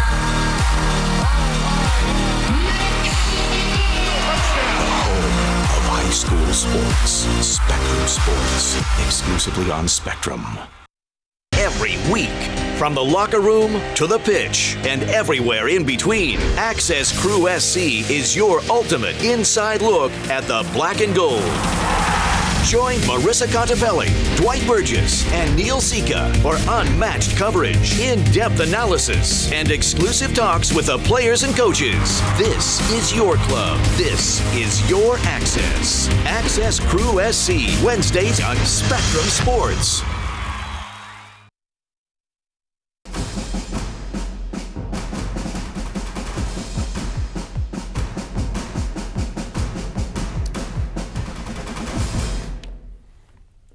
Welcome back to Friday Night Huddle here on cleveland.com and Spectrum Sport. And I'm Dave Bacon along with Dan Lobby from cleveland.com and Nate Klein from cleveland.com. Guys, halfway point, what's piqued your interest? What you keeping an eye on as we move forward? What's grabbed your attention in week 6? Strongsville. Right? I mean, the team we just talked about, I don't think anybody really expected them to have a chance to win that game necessarily. Euclid has been playing so well, has only lost to St. Ignatius. So many weapons on that Euclid team, and now they're dealing with maybe having to play without Ronald Lee, at least in the second half. We'll see what happens there. But Strongsville is playing without their quarterback. They've got their backup quarterback in the game, so that kind of stands out to me as aside from that catch we saw earlier, that stands out to me as a big deal. We'll check in with you in a minute, Nate. Let's head to the phones. Matt Gould is at the NDCL Benedictine game and joins us on the phone. Matt, what's going on with the Bengals and the Lions? Hey, sorry, guys. Not a lot of good cell reception for highlights tonight, but the defense is ruling the show. It's 7-7 at halftime. Benedictine almost had a chance to go up a little bit more late. And Gabe Burkick actually had a bobbled punt. Lost 20 yards on it, but Benny couldn't cash in. They missed a 31-yard John Dozen field goal attempt. Both teams have missed field goal attempts of 31 and 40 yards. That's where we are, 7-7 at halftime. Matt, what really jumps out about NDCL? Have heard a lot about that defense. Does it look every bit as good as advertised? You took the words right out of my mouth. It is as good as advertised, and it does start with Manny Malone, the tremendous defensive end they have. He has been in the backfield all night using spin moves, bull rushes. Benedictine only has, let me look at it right here, very few yards. They only have 33 yards rushing, 54 passing. Meanwhile, NDCL has 101 yards rushing, most of it courtesy of Mr. Malone. He has 82 yards on 12 carries. And that touchdown run early in the second quarter, Malone is really beastly out here tonight. He's been as good as advertised as you alluded to. Hey Matt, this is Nate in studio. Just curious about after last week, Benedictine came up with so many takeaways after last week. I'm just curious, do you feel like there were some plays they might have left on the field defensively at all? No, I don't think so. I mean, it's 7-7 at halftime, and NDCL is a little interesting of a team because they, Charles Forbes comes out. They used 2 quarterbacks, but Forbes is their main primary quarterback, and he throws some option runs. They like to use the option with him, whether it's passing or running, and that kind of creates a little bit of a tough thing for a defense. I think Benedictine's actually fared pretty well against it. Early on, the Bengals were kind of winning the field position battle, but NDCL has ripped off a few runs because of some of those misdirection plays, because of some of those option runs. It kind of feels like a bend or break defense right now for Benny, and I'll tell you what, looking at the stats and just my gut feeling, I think NDCL has a little bit of an edge right now, but I'll tell you what, this Benedictine defense has been a little more capitalistic, if you will, just the way they've pounced on when NDCL has made some mistakes. How impressed are you with Benedictine? That's a team, Carter Wheelo now in his second year as head coach of the Bengals. They struggled a little bit last year, lost a lot of close games. 4-1 start. It sounds like they're acquitting themselves very well against a really elite-level team in NDCL. Yeah, well, remember, these two teams played a really close game last year. I believe the score was 22-21 or 22-19. I know it was a John Dozen field goal that gave Benedictine the lead late. And NDCL was at midfield and tried what I believe was like a 60-yard field goal with Gabe Burkick.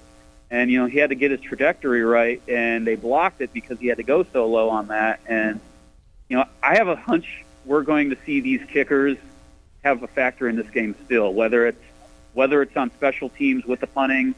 But definitely I think if we get a game where these teams get into the 30s, the 30-yard line or so, they're going to try it, especially NDCL. I mean, Burkick has an excellent boot. Hey, Matt, I know how much you love to play football video games, so I'm curious, if you're the coach for either of these teams, what are you going to be telling your teams in the second half to see you guys put some more points on the board? Be patient. I think that's the key with a game like this, is be patient, because one little slip-up with a turnover is what could make the difference. I mean, I saw it late here in the half when NDCL had a punt that Burkitt couldn't get off the turf, and Benny had a prime opportunity to score inside the 20, and they couldn't. But I feel like a mistake like that is what's going to make the difference in this game. Matt Gould, we appreciate the halftime update. We'll check back in with Matt. Sounds like that's a pretty good one going on down there. NDCL and Benedictine tied up at 7 at the half. Our Jeff Sabo from SETV joins us. He is at the Wadsworth Nordonia game. Jeff, how impressive the Stowe Nordonia game. How impressive are those Stowe Bulldogs? And sounds like they came out kind of angry. It is after they started off the game with a 35-yard field goal by Gavin Costello. Hayden Bartels, he started in at quarterback. He ended up passing a lot to Tyler Shaver. Shaver ended up going into the end zone for one of the touchdowns. And then on another possession, Bartels ended up finding number 29, Brian Cartwright, in the end zone as well. And then a pick six by Brian DeVitas. And before you know it, it was 23-7 Stowe at the end of the first quarter. This Stowe Bulldogs team really pulling out the stops after their loss 1 week ago against Wadsworth. In the second quarter, Corian Rice doing a lot of read option plays. He ended up going in from 17 yards out on one of their drives. And then with 1 second left, in what appeared to be what Stowe was trying to do, Stowe was trying to go for a field goal. The snap was botched, and Bartels just ran right into the end zone as the holder passed it to him. So Hayden Bartels, 3 touchdowns just in the first half alone, and now your halftime score is 43-7 in favor of Stowe. Hey Jeff, this is Nate in studio. I'm just curious about Nordonia. Did you get a chance, 1, to catch a glimpse of them leaving to go in the locker room, and then 2, do you have an idea of what their mood is like? They're 0-5 right now, and they're down 43-7 against Stowe right now. I didn't get a chance to see them going into the locker room. However, very interesting question. Just doing some email exchanges with their head coach, Jeff Fox, throughout the week. He definitely was very positive. He definitely wanted his team to go in with a mindset that they were a 5-0 team and not an 0-5 team. And one of the players that he really mentioned was Robbie Levac, the quarterback. Levac, he's taken some hard hits so far here in this first half. However, he's been able to extend plays. He really has a pretty good arm. He's really led some drives deep down into Stowe territory. The Nordonia Knights really haven't been able to finish a lot of their drives so far here tonight. and they've been very aggressive with their play calling, trying to go down deep several times, really trying to catch the Stowe Bulldogs off guard. So this Nordonia team, they're really, for a team that's down by as many points as they are, they're really still playing with a lot of fight. They're really giving it 100% on the field. They're definitely leaving it all out there. So, Jeff, this quarterback situation for Stowe is interesting. Have they been using both? Have they been switching quarterbacks in and out, or did they just use Rice for that one series? How have they managed that so far?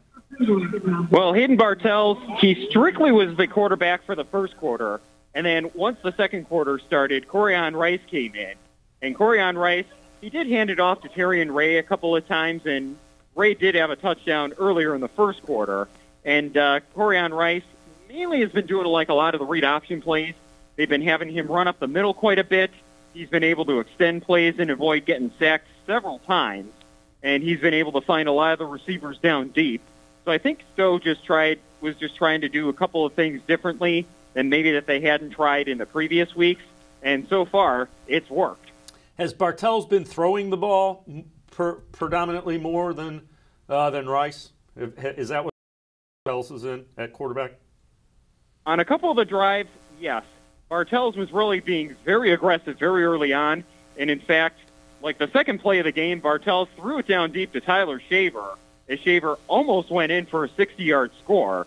And then, however, on the next possession, Stowe possession, it took 3 plays and just 3 handoffs to Terrion Ray to get into the end zone. But after that, Bartels was just firing to any open receiver he could find, and eventually he found Brian Cartwright deep in the end zone for a pretty large gain, which ended up being a touchdown. So Bartels really looks pretty comfortable in the pocket.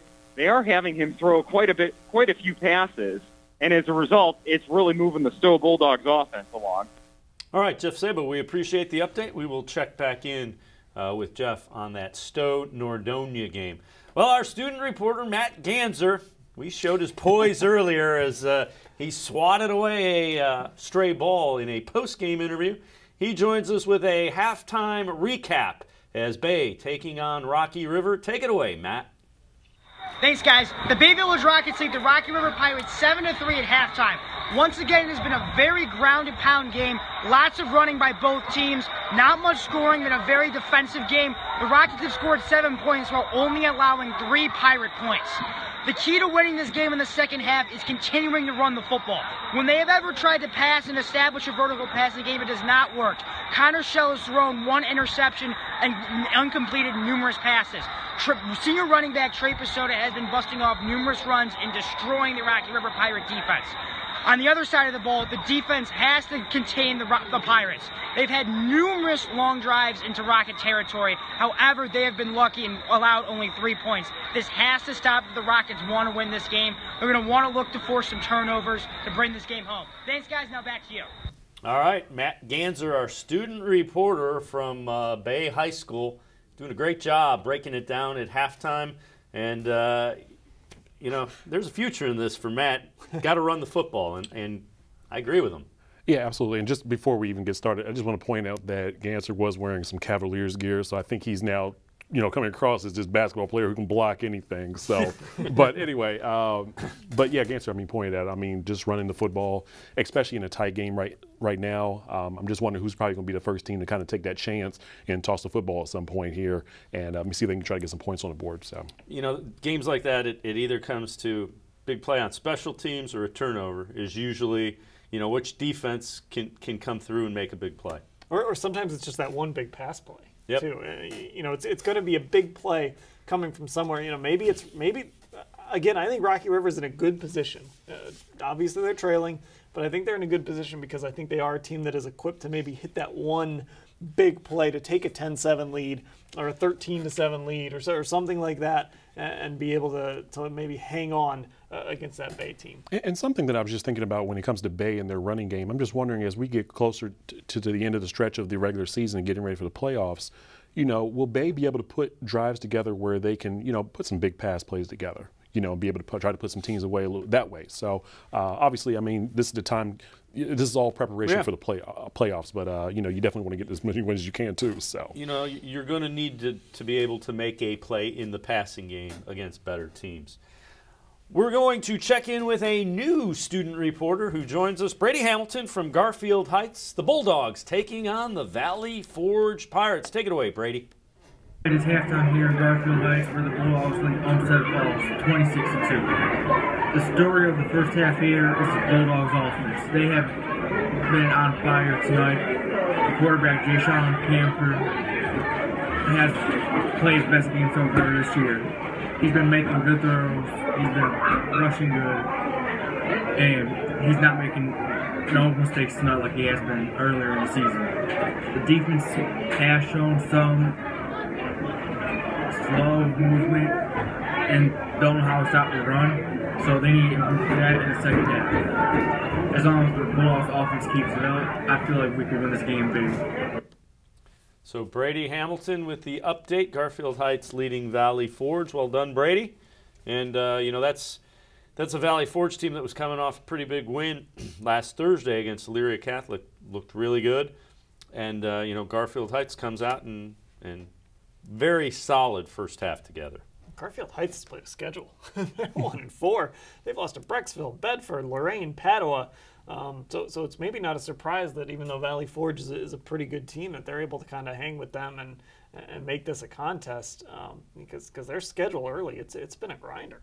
And both programs have kind of gone through their ups and downs, Valley Forge and Garfield Heights. Garfield Heights, I lean a little bit more because they have the athletes to be able to put a lot of points on the scoreboard, but definitely just hasn't produced in wins in the win column for them. So, you know, Garfield Heights, you know, like I said, I feel lean a little bit more to them in this game here.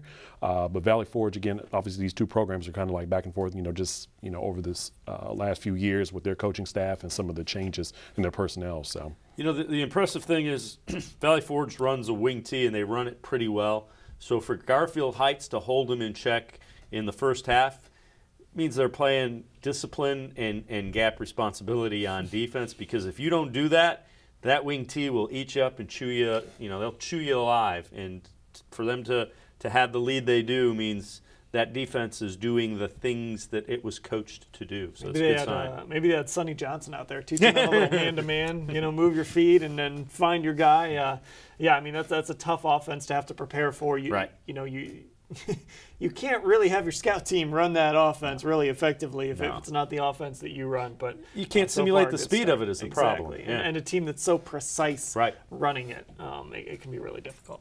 Yeah, in Valley Forge, if I'm correct, we're actually talking about another Great Lakes team similar to Rocky River and Bay. So, you know, Valley Forge has to have their little wrinkle here too as well in that conference. But you know, definitely Garfield Heights, again, as we talked about it, hopefully maybe they might be able to put a win together here for this game. So let's check in the Jackson Polar Bears taking on GlenOak. It is a Federal League battle, and here is a look in. Jackson up 10, and the Polar Bears offense on the move. And there we see. You got to think that Polar Bears offense with it is popping back up is Brandon O'Quinn. Mentioned him. Huge playmaker from the wide receiver position for Jared Pelota's Brandon O'Quinn. So third down and 2.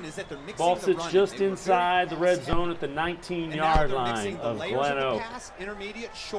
And you see the 4 wide look, that spread offense. Pelota taking a shot, and it's a touchdown for the Polar Bears. And it's Brandon O'Quinn. He took the bait there. I had mentioned him earlier as one of those playmakers. You see 33-17 point after coming. And that touchdown happened before the snap. They had the one-on-one coverage out there. They saw the safety coming up on the blitz, and just great patience by Pelota. And that one-on-one coverage, O'Quinn, who's so good, 642 receiving yards coming into this game. As soon as they saw that, they knew they had something, and that's when they touched it. You could have put it on the board as soon as that blitzer came. Good. So now a 34-17 lead as Jackson doubling up GlenOak and looking very strong. Here's another look at it. And yeah, that's a perfect throw though. Yeah. I mean, that's that's a Division I quarterback throw. Yeah. No panic, no flinch. Good pre-snap read.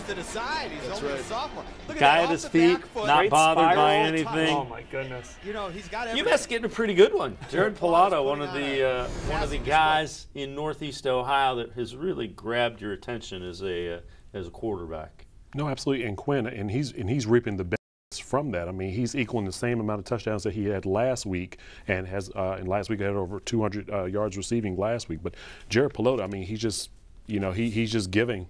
He's giving to all the polar bears. I mean, he's like Santa Claus right now. But no, Jackson's clicking on all cylinders right now.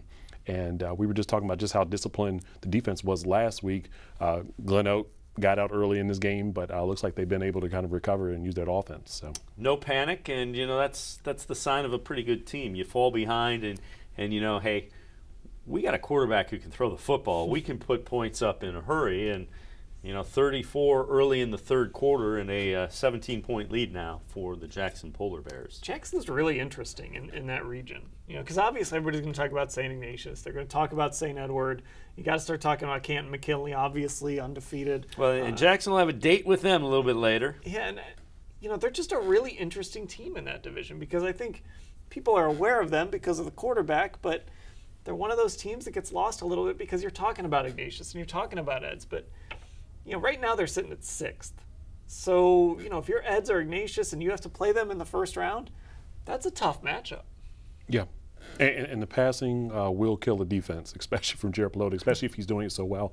And one thing that kind of stood out to me in that last play was that Quinn, it was a much taller corner that he was playing against, and he was able just to use his moves just to get around him and get open. And there was quite a bit of space between him and that defender. So what you saw was acceleration. I mean, Quinn, the defender, I got him, and then it was like, oh, he's a little bit faster than I thought. And but a heck of a throw by Jared Pilato.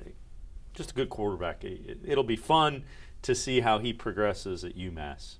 The thing about this whole Region 1 is there's not a team in this group who's fighting for these 8 spots that you want to face in the first round. It doesn't matter who you are. If you're the top seed, the second seed, there's not a team in this region that you say, you know what, I'm cool with facing them in round 1. It's going to be a slog through those games. And you look at the back half of that, there's probably 11, 12 teams that if they were in a different region. GlenOak. Right. If you're in a different region, you could say, hey, if things break our way, we could get the 5.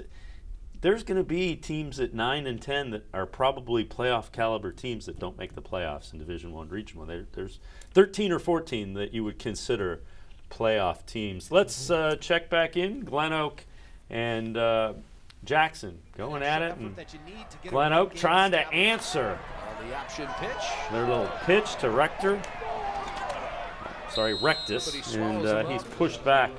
So, Tate Rhodes is an interesting guy, the quarterback for the Golden Eagles. He's listed at 5'10", 175, but we've seen physical running style that he has, and that's what Scott Garcia asks of him, and he delivers. He can throw it a little bit too, which is nice to have when you have a quarterback that can run. Halfway through the third quarter, you can also rely on him to throw the ball. This is a really important possession for GlenOak. Down 17, they've let this game get away a little bit, but if they can score here, nice job and a quick completion. Devin Fleming. It's a good. Nice quick pass. It's delivered on time, right on the numbers. So GlenOak trying to answer. GlenOak. Rhodes is a guy that's able to run and throw the football. He's a true dual threat. They get into the end zone here, and it's a 10-point game again, and that's.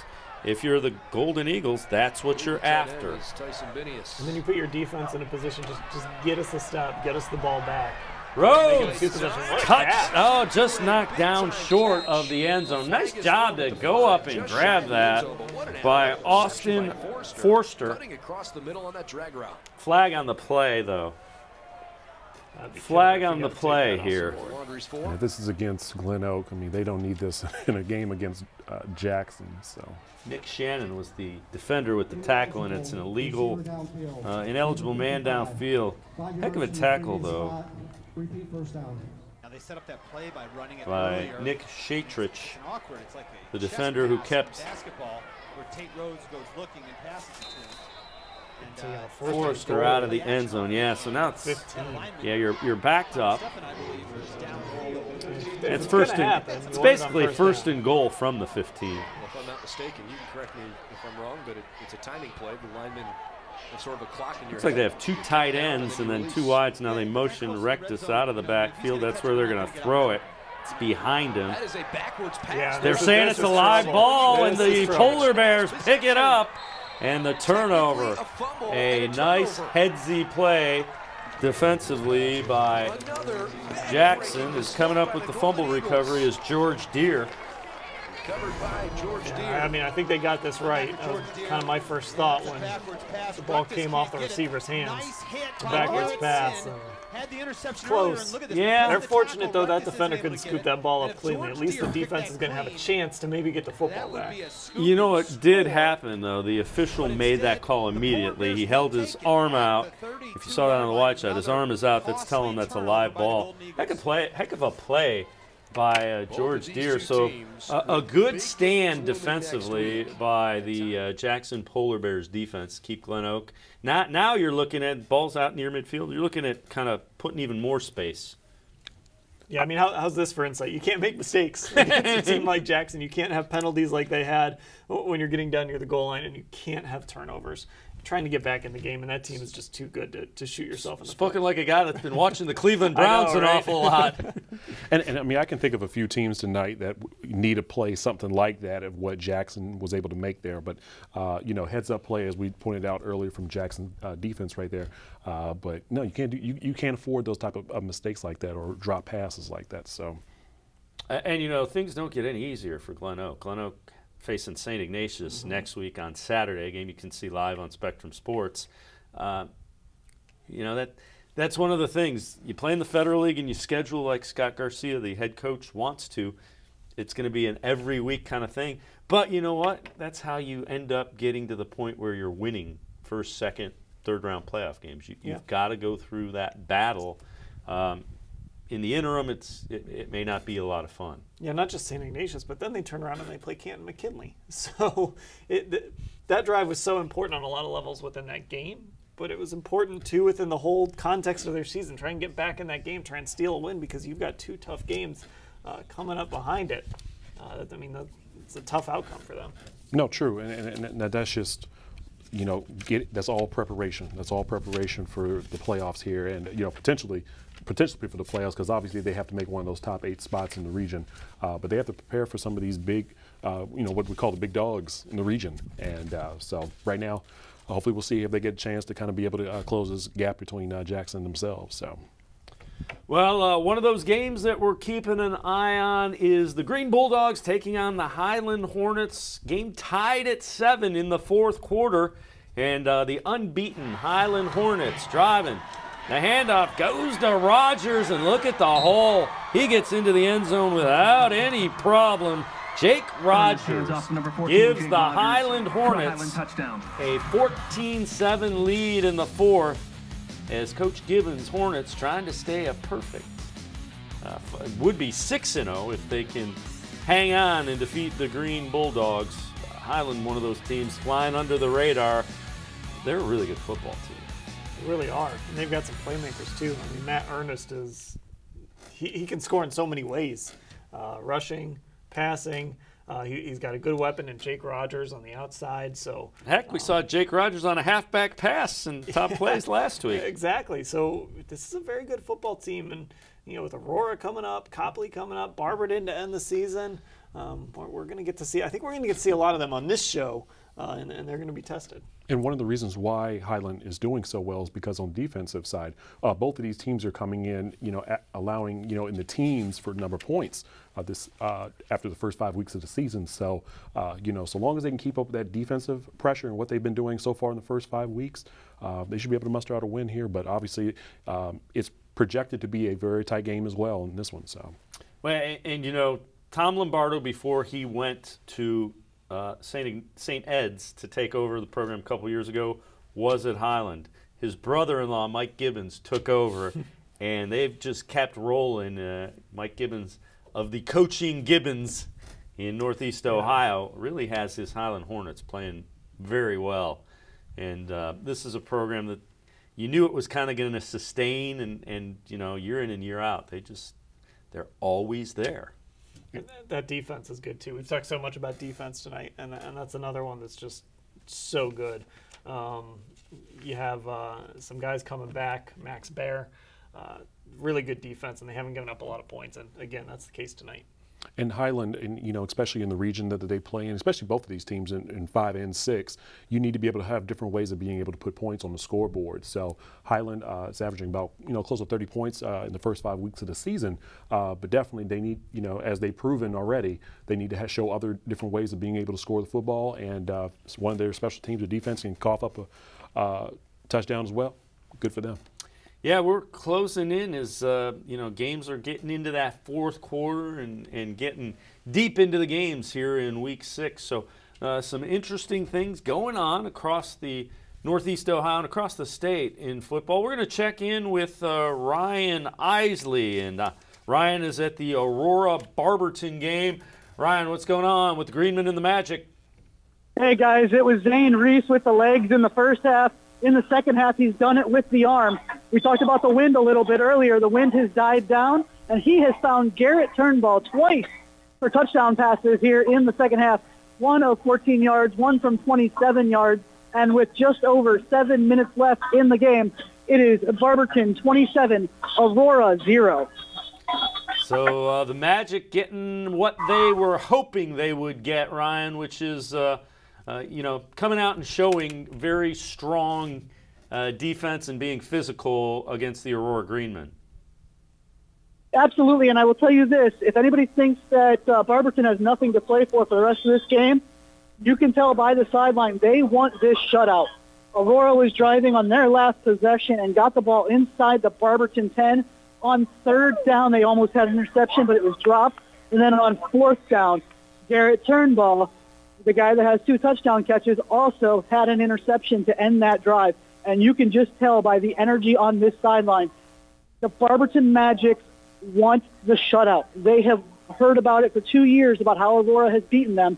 And this year, they want to shut them out. Ryan, what's really jumped out about Barberton as you've watched this game? The defense so far. The defense just hits. They're fast. They're athletic. Obviously, they're led by Key Thompson, but there are other guys on the defense that just, they swarm the football. Aurora has been running those quick little out patterns, wide receiver screens, and they're just not going anywhere because as soon as they get the football, they're getting punished either by a linebacker or a defensive back for Barberton. They are not giving them any room to breathe, and Barberton's defense has been physical, they've been intense, and they have not slowed down, despite the fact that there is now just under 6 minutes left in the ballgame, and Aurora is going to face a fourth down here.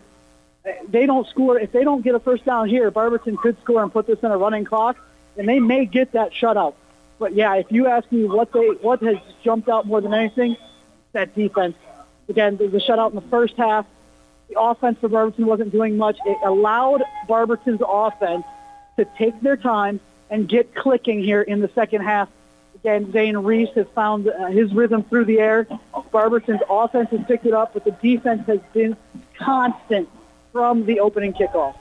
Hey, Ryan, you mentioned the I was offense. gonna say, as a matter of fact, guys, they did just turn it over on downs. So Barberton is going to the ball at the Aurora 34-yard line, leading 27-0 with 5:43 to go. And you mentioned clicking on offense. We're going to show one of those touchdown passes from Zane Reese to Garrett Turnbow, and coming right in front of you, and a nice adjustment by Turnbow. Back shoulder throw, well done, pitch and catch by Turnbow and Reese. I'll tell you what, the touchdowns were almost carbon copies of each other, too. Almost the same play, into the corner, and both times Garrett was able to go and make an adjustment and get the football. All hands great throws by Reese, and great catches by Garrett Turnbow. Ryan, this is Nate. Last week, Colin McNamara, who plays quarterback for Aurora, he only had 7 yards passing last week, and obviously they're trailing very mightily right now against Barberton. Do you get any sense that he might be able to try to close this score here? Nate, I apologize. I could not hear you because as you were talking, Zane Reese put the ball down to the 5-yard line, so I had fans screaming behind me. Can you repeat the question, please? Sure. I was just by looking at the score right now and Colin McNamara, quarterback at Aurora, he only had 7 yards passing last week. I'm just curious, do you kind of get any sense that he might be able to try to close this game, try to close the score a little bit for the Greenmen at all? No. I will tell you that right now, Nate. To be perfectly honest with you, I would almost be surprised if Aurora scores tonight. Barberton's defense has been that good. Normally you try to run the ball and set up the pass, or it's passable and set up the run. It doesn't matter what Aurora's done tonight.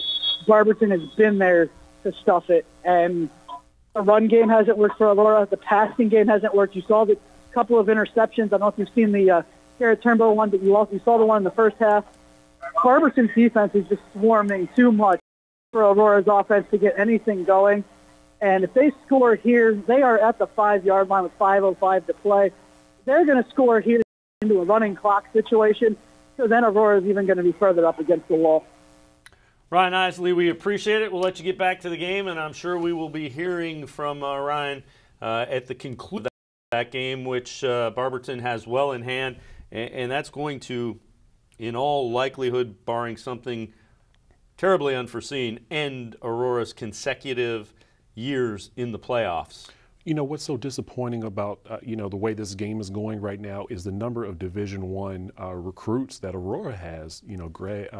And so I'm just curious. Just how are they going to be able to rebound if this game does go for them in a loss column, which obviously right now looks like it's projected that way to be.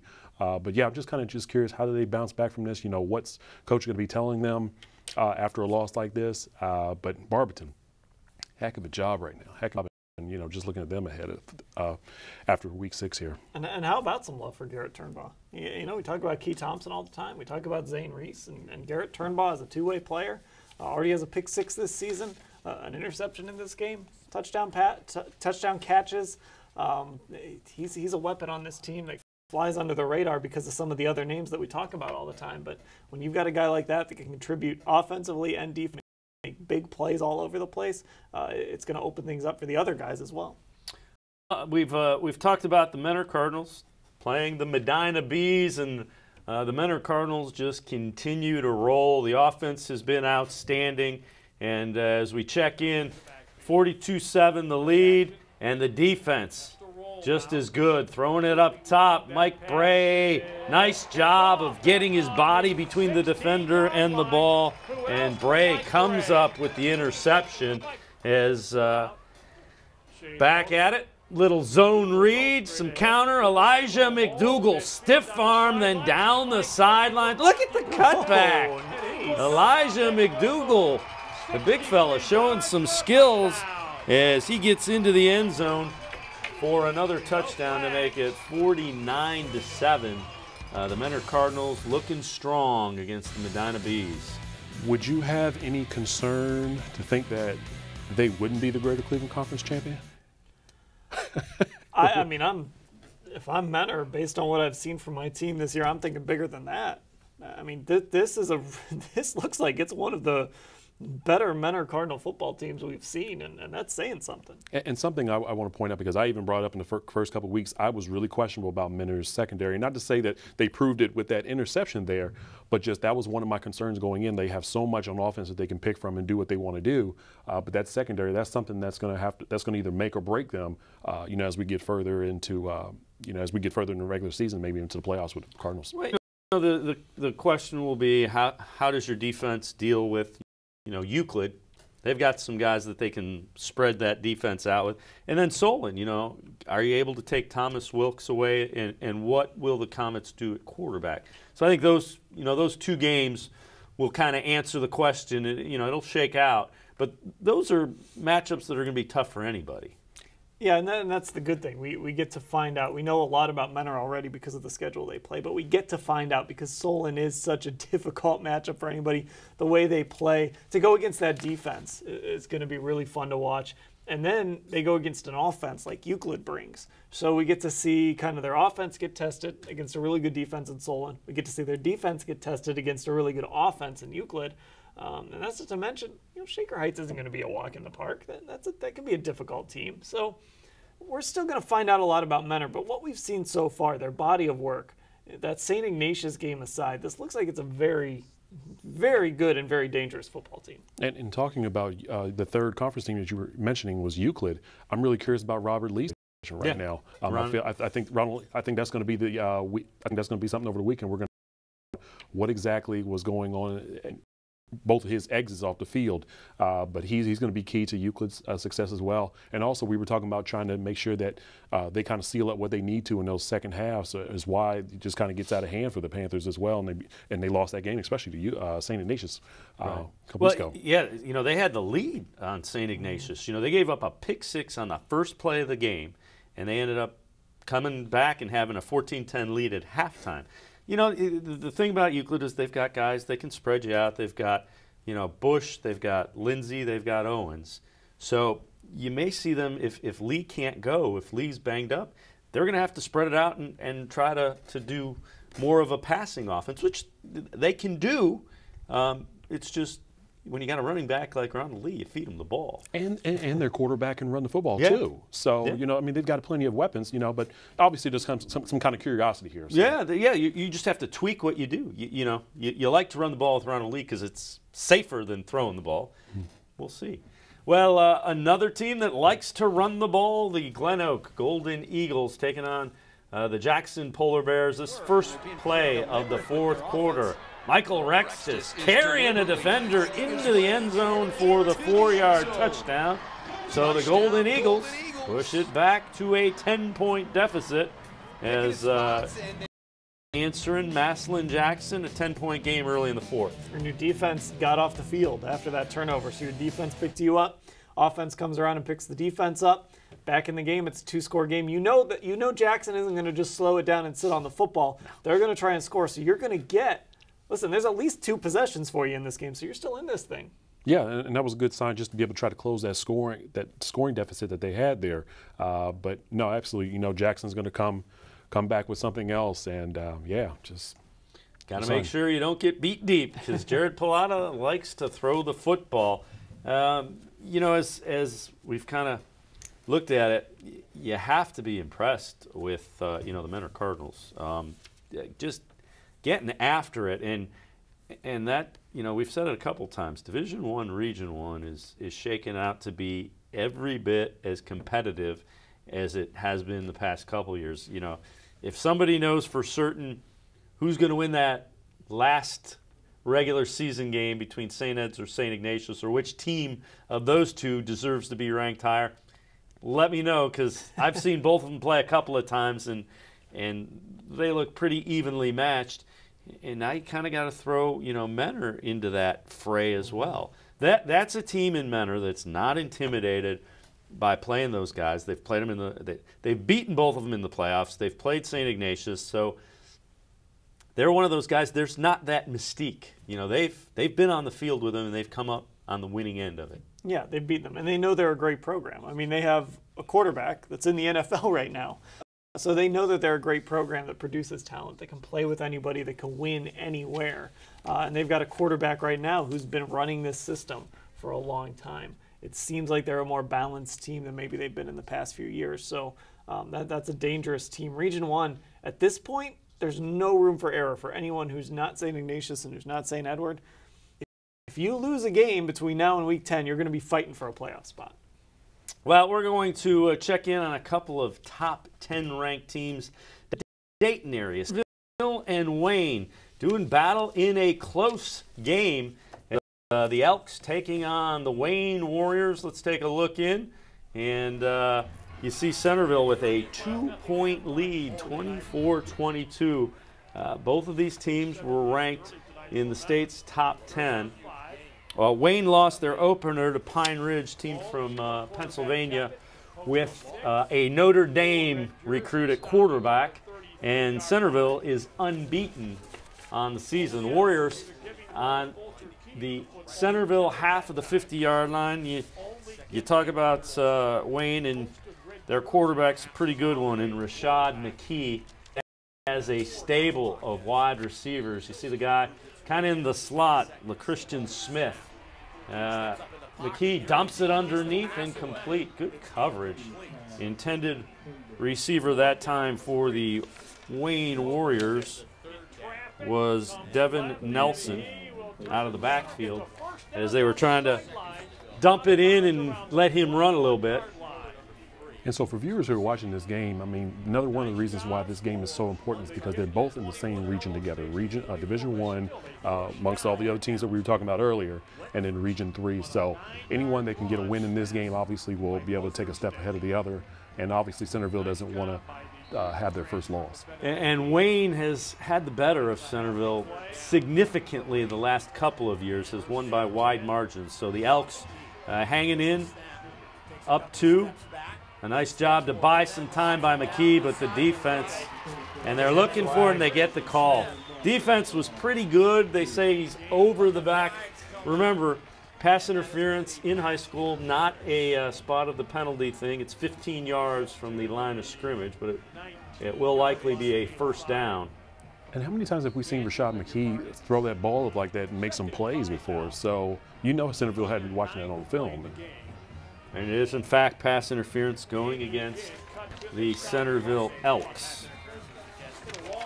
So a first down for the offense, back at it. And, you know, you get deeper into that red zone area, and, you know, the big wide receiver, LaChristian Smith, at the bottom of the screen, number 1, becomes a factor. He's a 6'5" guy that can go up and get it in the end zone. Little zone read and not much running room. And a good job of shutting that down quickly. As not much running room. You know, it'll be interesting to see McKee, definitely a dual threat guy. You know, he didn't get the read that he wanted. That's going to be the end of the third quarter there. So Wayne driving as they're down 2 to Centerville at the end of the third quarter. Centerville trying to make a little bit of a statement here. They're absolutely. 5-0. Now you're going against a team in Wayne that's a little bit different than some of the other teams you face. They're 4-1. They haven't lost to a team in Ohio. A lot of athletes. You mentioned the quarterback. You mentioned LaChristian Smith, who's going to Ohio State. So Centerville trying to make a statement and say, we got a pretty good quarterback too in Alec Grandin. We can score some points. We can hang with a team like Wayne. That's what they're trying to do, and they're up by 2 right now with 12 minutes left. Both of them in the Great Western Ohio Conference, the GWOC, which is a really high-powered conference. And of course, Wayne is a program, played a couple state championship games against St. Edward in the not-too-distant past, and LaChristian Smith, one of the guys that played in those state championship games as a younger player. So they have the pedigree of a team that's been there. Yeah, you talk about teams that aren't scared, and the Wayne Warriors are certainly a team that's not going to be scared of facing anyone in Division I, especially if they move on to as far as a state championship game. And one of the reasons why they've gone so deep in the postseason is because they can put up a lot of points as well, and to have LaChristian Smith, who committed to Ohio State, and Rashad McKee in the backfield being able to make plays, his arm and his legs, you know, that gives you an advantage. So Centerville, obviously, I'm sure they had to do a lot of game planning for this and figure out who are they going to stop, who's going to, you know, basically, you know, pick your poison in this game. But this game was projected a team was going to win by a touchdown, and so we're going to just see how this finishes between the two teams in there. So, and a young head coach for the Elks, Brent Ulrey, and you know, got to be happy for him because that was a program that struggled for a few years, and you know, you're hanging there with Wayne, you're unbeaten in week 6. Yeah, the Elks are back. So good things for Centerville. Again, both those teams ranked in the state's top 10 in the AP poll this week, and would be a huge win for the Centerville Elks. Just to get things back up, and that's a football crazy town. You know, that's A.J. Hawk's alma mater, Mike Nugent's alma mater. There's a number of NFL players that played for Centerville High School. And they're sitting number 1 in Region 3. Wayne is sitting at number 3. The playoff preview here as well. Maybe we'll see these two teams go against each other down the road in November. So certainly worth keeping an eye on how this plays out, because when you get to play a team that you've played before, that you don't just have tape on, you've kind of felt what it's like to go against them. You felt what it's like to go against LaChristian Smith. That can help you too. So no matter the outcome here, Centerville is at least learning something about Wayne and what it's like to go against them. Yeah, both teams can equally put up as many points as as much as they want there. But Al's Grandin, he has over 1,000 passing yards already coming into this game. So if you want to see an offensive show, this is probably the one to see. But obviously, this probably can come down to who makes the last play in the end of the game. So. Well, we're going to step aside and take a quick timeout as we go to break. A couple of our student reporters, Adam and Garrett from Westlake, are going to tell us about the Avon and Westlake game. Take it away, Adam and Garrett. Hi, I'm Garrett, the man you to heart, and Thomas the Great Hansen, and we are here at halftime at the Avon v. Westlake game, homecoming edition. Now, the first half has not really gone our way. This time we don't have any turnovers, but the problem is our offense isn't really running down the field with a offensive line and some decent passing. However, in my mind, one of our bigger problems is not our push on offense, but it is in fact our defense. Yeah, I can agree with you on that one. You have to agree with me that a lot of wonderful plays were made by Avon that have resulted in those touchdowns, or at least massive yard gains. But Avon have been doing very well tonight with their rush game and the pass game. The pass game taking 2 touchdowns, and even the run game taking 2 touchdowns. Very equally talented teams. Yeah, and they've been working very well, not just this game, but throughout their entire season. They're, as of yet, undefeated. And the fact that they have stalled thus far, I would have expected that an undefeated team going up against a team with 0 wins would have been a crush, and we would have been forced to mercy rule the last half. But that is not the case. I think it's showing us a great talent off of Westlake. I'm thinking second half we're going to come out, we're going to get it, and we're going to get back in this game. Once they know how to exploit Avon's weaknesses and how to shore up their own, it will be a wonderful second half. Great. Thank you for joining us here.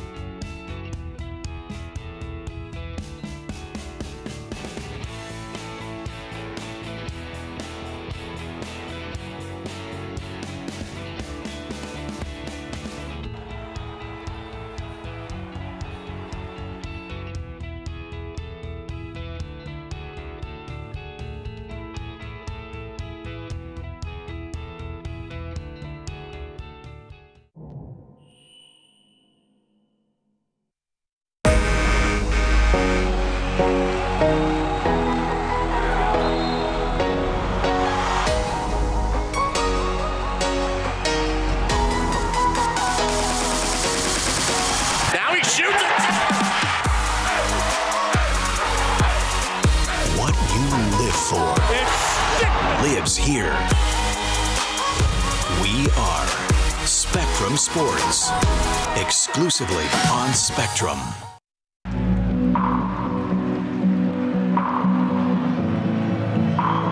This city, this club,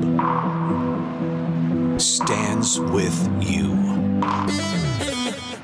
Danger from Mira! That is awesome! What you live for lives here. The Valley Kamara, yes! Ohio's television home of Columbus Crew SC. Spectrum Sports, exclusively on Spectrum.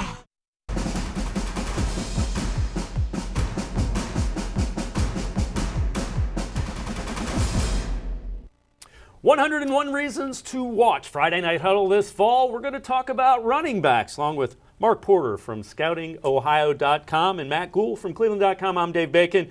Guys, running backs, the head of the class is a guy that could very well be special. Was hurt most of last year. Jalen Gill from Westerville South down in the Columbus area. Yeah, one of the most explosive players in Ohio.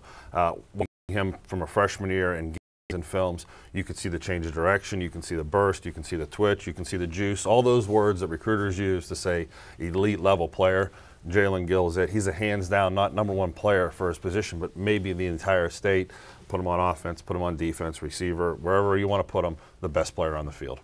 And Matt, a guy I know you like from down in the Dayton area is Ravion Hargrove. Yeah, Hargrove. He was the running back MVP at the opening regional at the Browns practice facility this past spring, marching up the leaderboard for state rushing. I believe he's over 5,000 yards right now. Workhorse for a team that should be one of the favorites in Division III.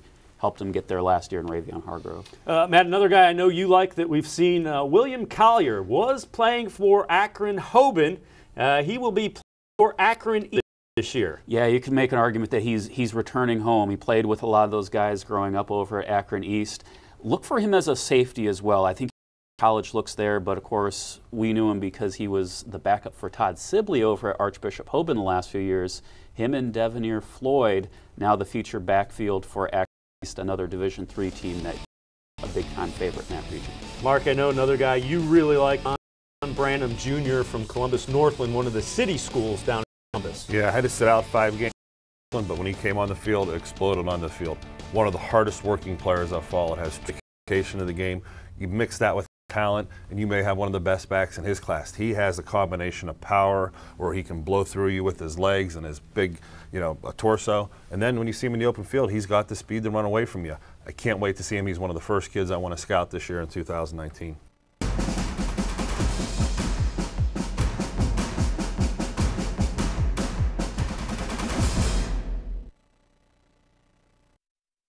The Ohio Lottery's Partners in Education program has been recognizing students and teachers who shine both in and out of the classroom since 2007. To nominate a deserving teacher or student, go to ohiolottery.com and click on Supporting Education. Students in kindergarten through 12th grade are eligible to be academic all-stars. K through 12 teachers can be honored as the Teacher of the Month. Every school that participates is eligible to be honored as the School of the Year. The Ohio Lottery's Partners in Education, where stars shine.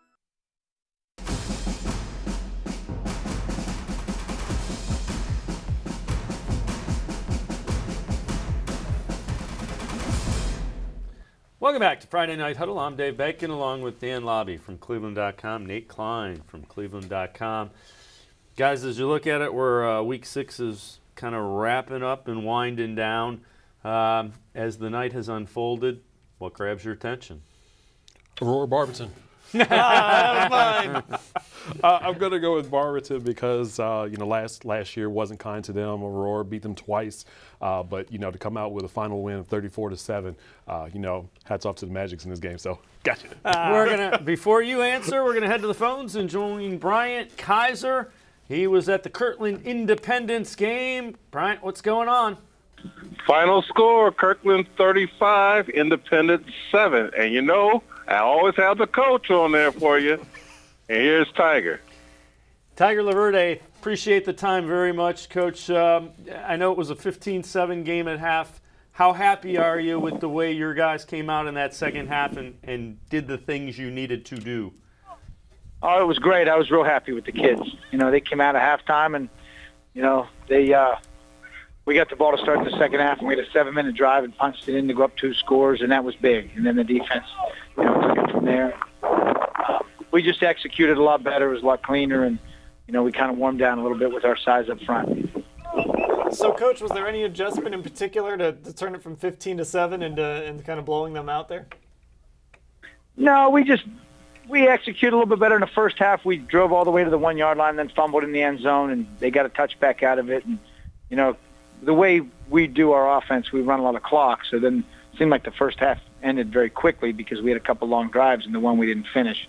So, then we had a 7-minute drive to start the third quarter, and then the defense started to play a little bit better. The quarterback they have did a nice job, and the running back's pretty good, and they moved the ball in the first half, controlled some clock, and made it hard on us. Tiger, this is Nate in studio. I'm just curious, amongst your coaching staff right now,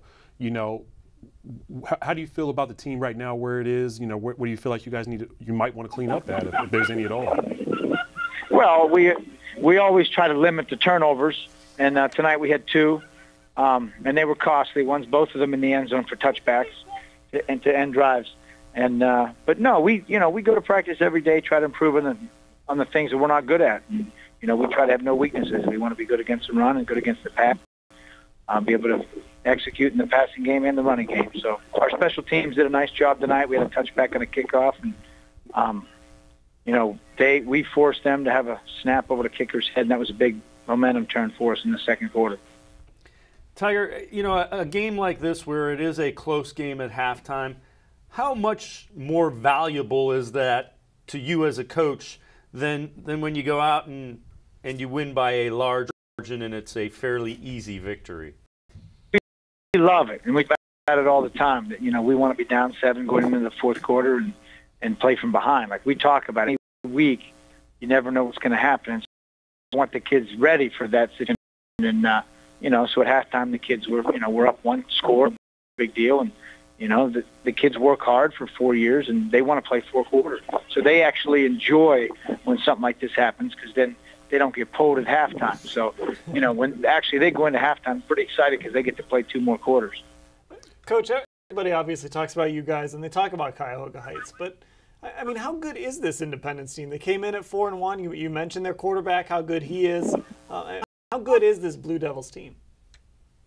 You know, they execute. Tonight they executed offensively and converted some 4th downs and moved the chains and scored a touchdown, and it was 8-7. Should have been 8-7 at halftime. They gave us one at the end of the second quarter. They competed. Their kids competed hard. They, you know, did a nice job stopping us when they had to. And then I think our size just kind of wore them down, and you know, we were much more physical in the second half. And you know, we have 80 guys, and I think they got 35 or 40. I think they got 30 or 35 on their roster. So we don't have too many guys go both ways, and so I think, you know, our numbers wore them down a little bit. You know, each team is always a little different. What do you like about this year's team, and what sense do you get about your team this year? Every team is different. You're right about that. This group has a different pulse to them. They like to have a good time. You know, this team I have to kind of put my thumb on more than others, just to that's when it's time to go to work. But they're a fun group, and they love each other, and they like to compete. But this group, more than others, they sometimes have too much fun when it's time to go to work, if you know what I mean. Absolutely. Hey, the last thing I'll ask you, how proud are you of the way they came out after halftime? You mentioned a 7-minute drive. That had to put a smile on your face, Coach. Oh, it was great. It was great. They were excited. They came out and executed perfectly that drive, and even a couple holding penalties. We had 2 first and 20s on that drive that we ended up, you know, picking up to continue the drive. So no, I was real proud of them. That's what it's fun. It's fun if you're a competitor to play in games like this, where you got to go out and play into the fourth quarter. So it was a good one for our kids, and we might see them again. They're in our region, and they're a good football team, and they're going to win a lot more games. Tiger Laverde, we appreciate the time. Congratulations on the win. Best of luck as you head down the stretch of this regular season. We appreciate the time. Thank you. Thanks, Coach. Thanks for having me on. Take care. Have a good one. It's kind of interesting because that is the trademark of Kirtland football. Okay, it's a close game. We're going to eat up half of the third quarter running the football, and we're going to put it in the end zone and make it a 2-score game. And it's deflating. Yeah, and Coach Laverde kind of laid it out too, the size and the numbers. They got 80 kids. You go watch Kirtland, and you look at their sideline, it looks like a Division I sideline. So they've got so much depth. They've got so much size. They know what they want to do each and every week. It's not like they run a ton of plays. This isn't men are out there running out of the spread. They run plays. Very few plays, yeah. But they run them really well. They run them really well. And for a team like Independence, sometimes, honestly, the win is the fact that it was 15-7 at halftime. It should have been 8-7. And you put up a fight, you'll see this team again maybe. But Kirtland just overwhelms people. Well, and he alluded to it. 80 kids at a small school. Or something like 30. Right. It's almost triple the number of kids, and everybody wants to play football in Kirtland. It's a really good thing. Yeah. He's one of the great guys in high school football. He really is. And for readers who don't know necessarily too much about Kirtland, in the last 6 years, 5 of those years they've made this to the state Final Four. 3 of those years they've won the state title. So why do you want to play football, Kirtland? Because they're winners. So, but last year, you know, their plans were derailed after they faced Cuyahoga Heights, I believe twice. Yep. And so right now, Kirtland, I'm sure, you know, they may not be talking about it right now, but I'm sure they have a bitter taste in their mouth right now. I feel like they should have been back in that state championship this year. Different regions too, because of the competitive balance issue. So Cuyahoga Heights isn't in the same, not even in the same division as Kirtland this but year. I guarantee they got that week 9 game. You know they do. They got that week 9 game circled. That's their absolutely. If they make it to the state championship, that's the biggest game they're going to play in. Cuyahoga Heights is going to be the second biggest game no matter what. Because there's a number of guys that are back that were on that team that remember what those 2 games were like. Mm-hmm. And I bet they wish Cuyahoga Heights were still in their division. Yeah. I'm sure they would love to get a shot to knock them out. You heard him mention competitors. They're all competitors, and yeah, they definitely do.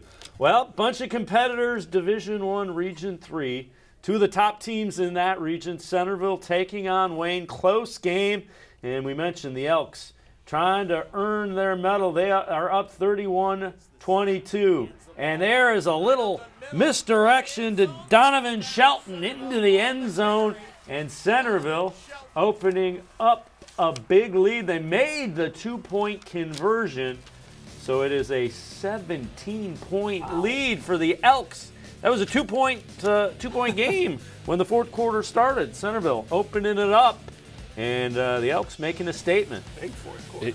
It's been since 2016 since Centerville has lost their last game, so I don't think they want to try to do it right now. And so they're just proving that with all the weapons that they have, you know, they've been able to put plenty of points up on the board in the first 5 weeks of the season, and it doesn't look like they're losing sight of that now. So.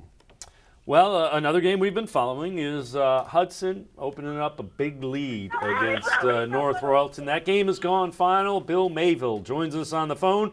Bill, what went on with the Explorers and the Bears? You know, the Hudson actually kind of called off the Dogs a little bit in the second half. Cole didn't play in the second half at all. They turned things over to Liam Brennan, and the offense didn't really miss a beat too much. The North Royalton put a couple touchdowns on in the fourth quarter, and Brennan made a long touchdown pass of his own, and looked like he didn't. There was no drop off behind Colt. So 44-21 was the final, and it was pretty much all Hudson in this one.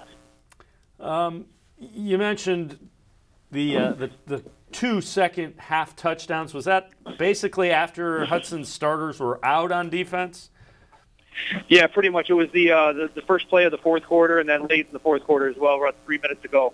It was a couple of good kickoff returns and good field position, and they were able to drive the field and put the ball in the end zone. So, Bill, what did Colt Pelé do to make him so effective today?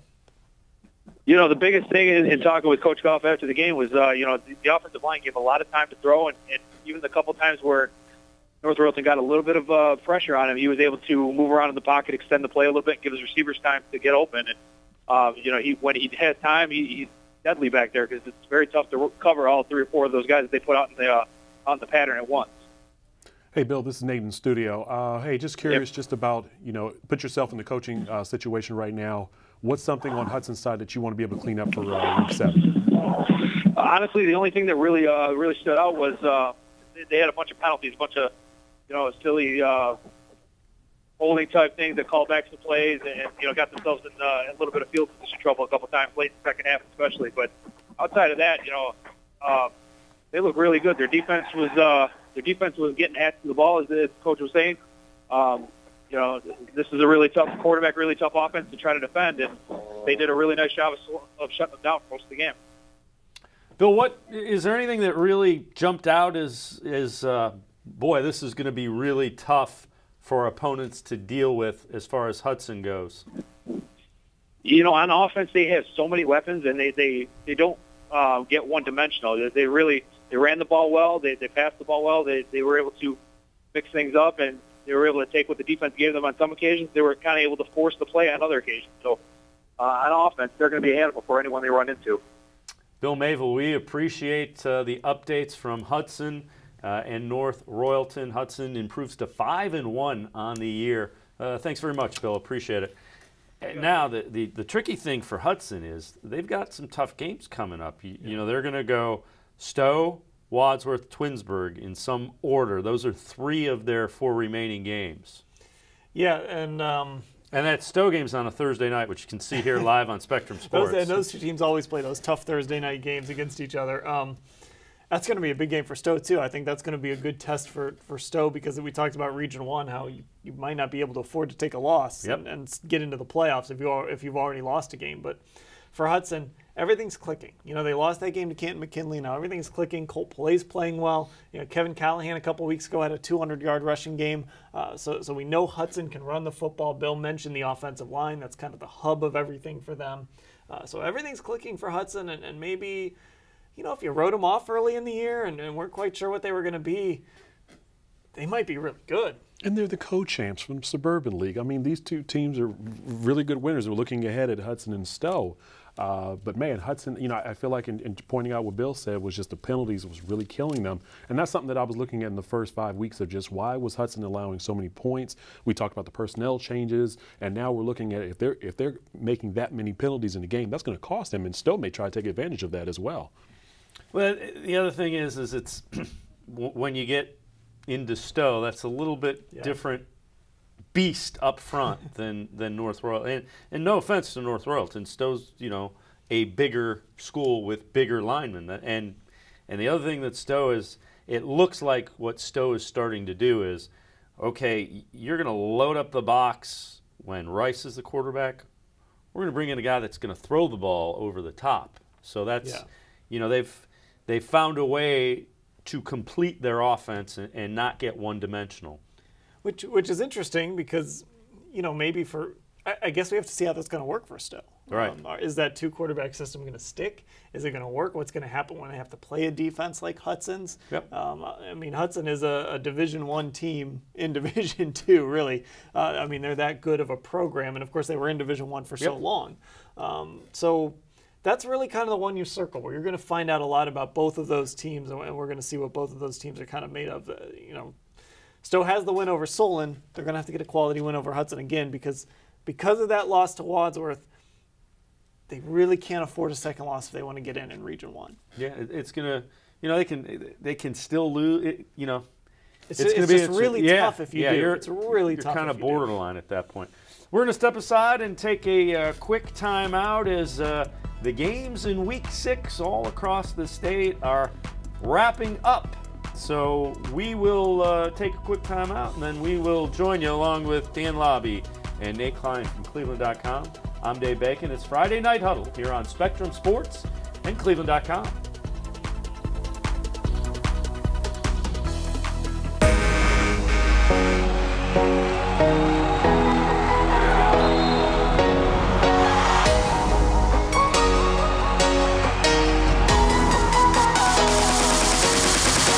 Now he shoots it!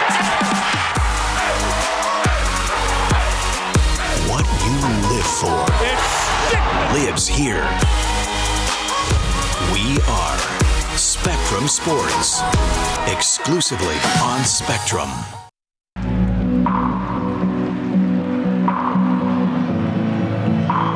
This city, this club, stands with you. Danger from Mira! What you live for lives here. The volley, Kamara, yes!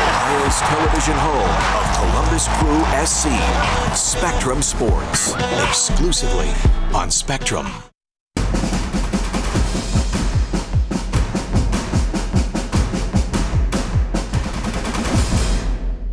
Hello, everybody, and welcome to 101 Reasons to Watch Friday Night Huddle in the Fall, along with Mark Porter from ScoutingOhio.com and Nate Klein from Cleveland.com. I'm Dave Bacon.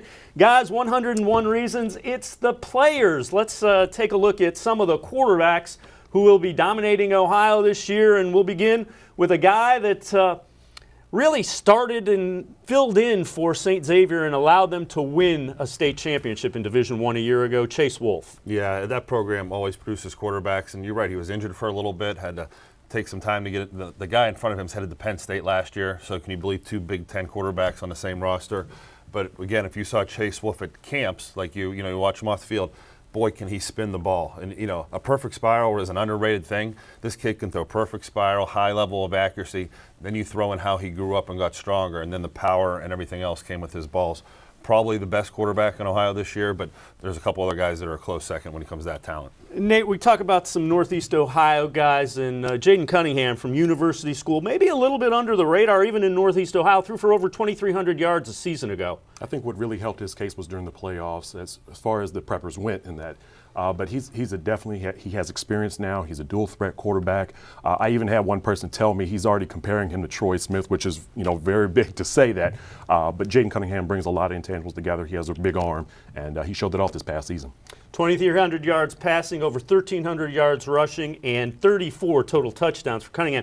Another guy to keep an eye on, LaSalle's Griffin Merritt. Was a quarterback who led them to a state championship a year ago. Yeah, and that's one of those systems where you just got to drive that bus. There's so much talent there. They have one of the best tight ends in the country, 2 great running backs, where he was a system guy, put up a lot of great numbers, didn't turn the ball over, and of course LaSalle ends up in the state championship year after year. He's the leader of that team, especially when it comes to getting things going on offense. Another couple of guys that I know you like, Mark, one West Ohio, one from the southern part of the state.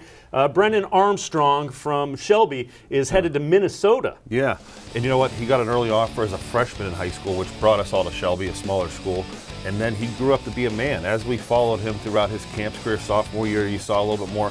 Junior year at camps, he's one of the biggest, strongest arm guys there. Again, spins the ball well, high level of accuracy, and then he's a better athlete than people give him credit. Sometimes when he'd take off for all those touchdowns, you'd say level of competition.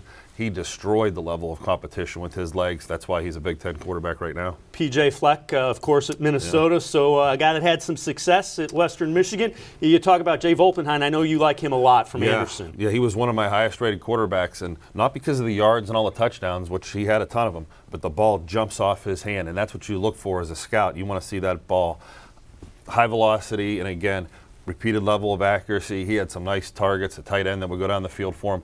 Made a lot of plays with that arm, and I expect to see him make a deep run in the playoffs this year also.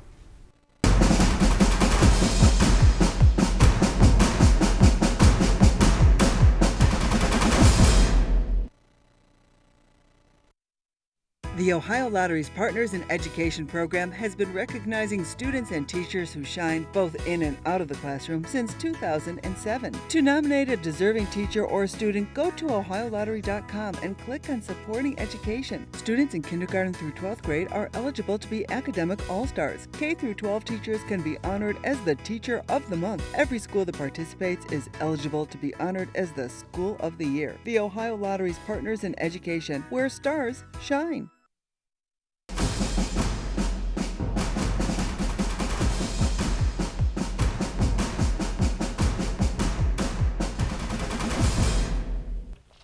Welcome back to Friday Night Huddle. I'm Dave Bacon along with Dan Lobby and Nate Klein from cleveland.com. Guys, week 6 kind of wrapping up, and this is kind of the time of year where you start thinking, ooh, playoffs and playoff positioning and those kind of things. So the games get more and more important, and it's been an interesting evening. And the one thing we kind of had touched on, and then we went to some phone calls.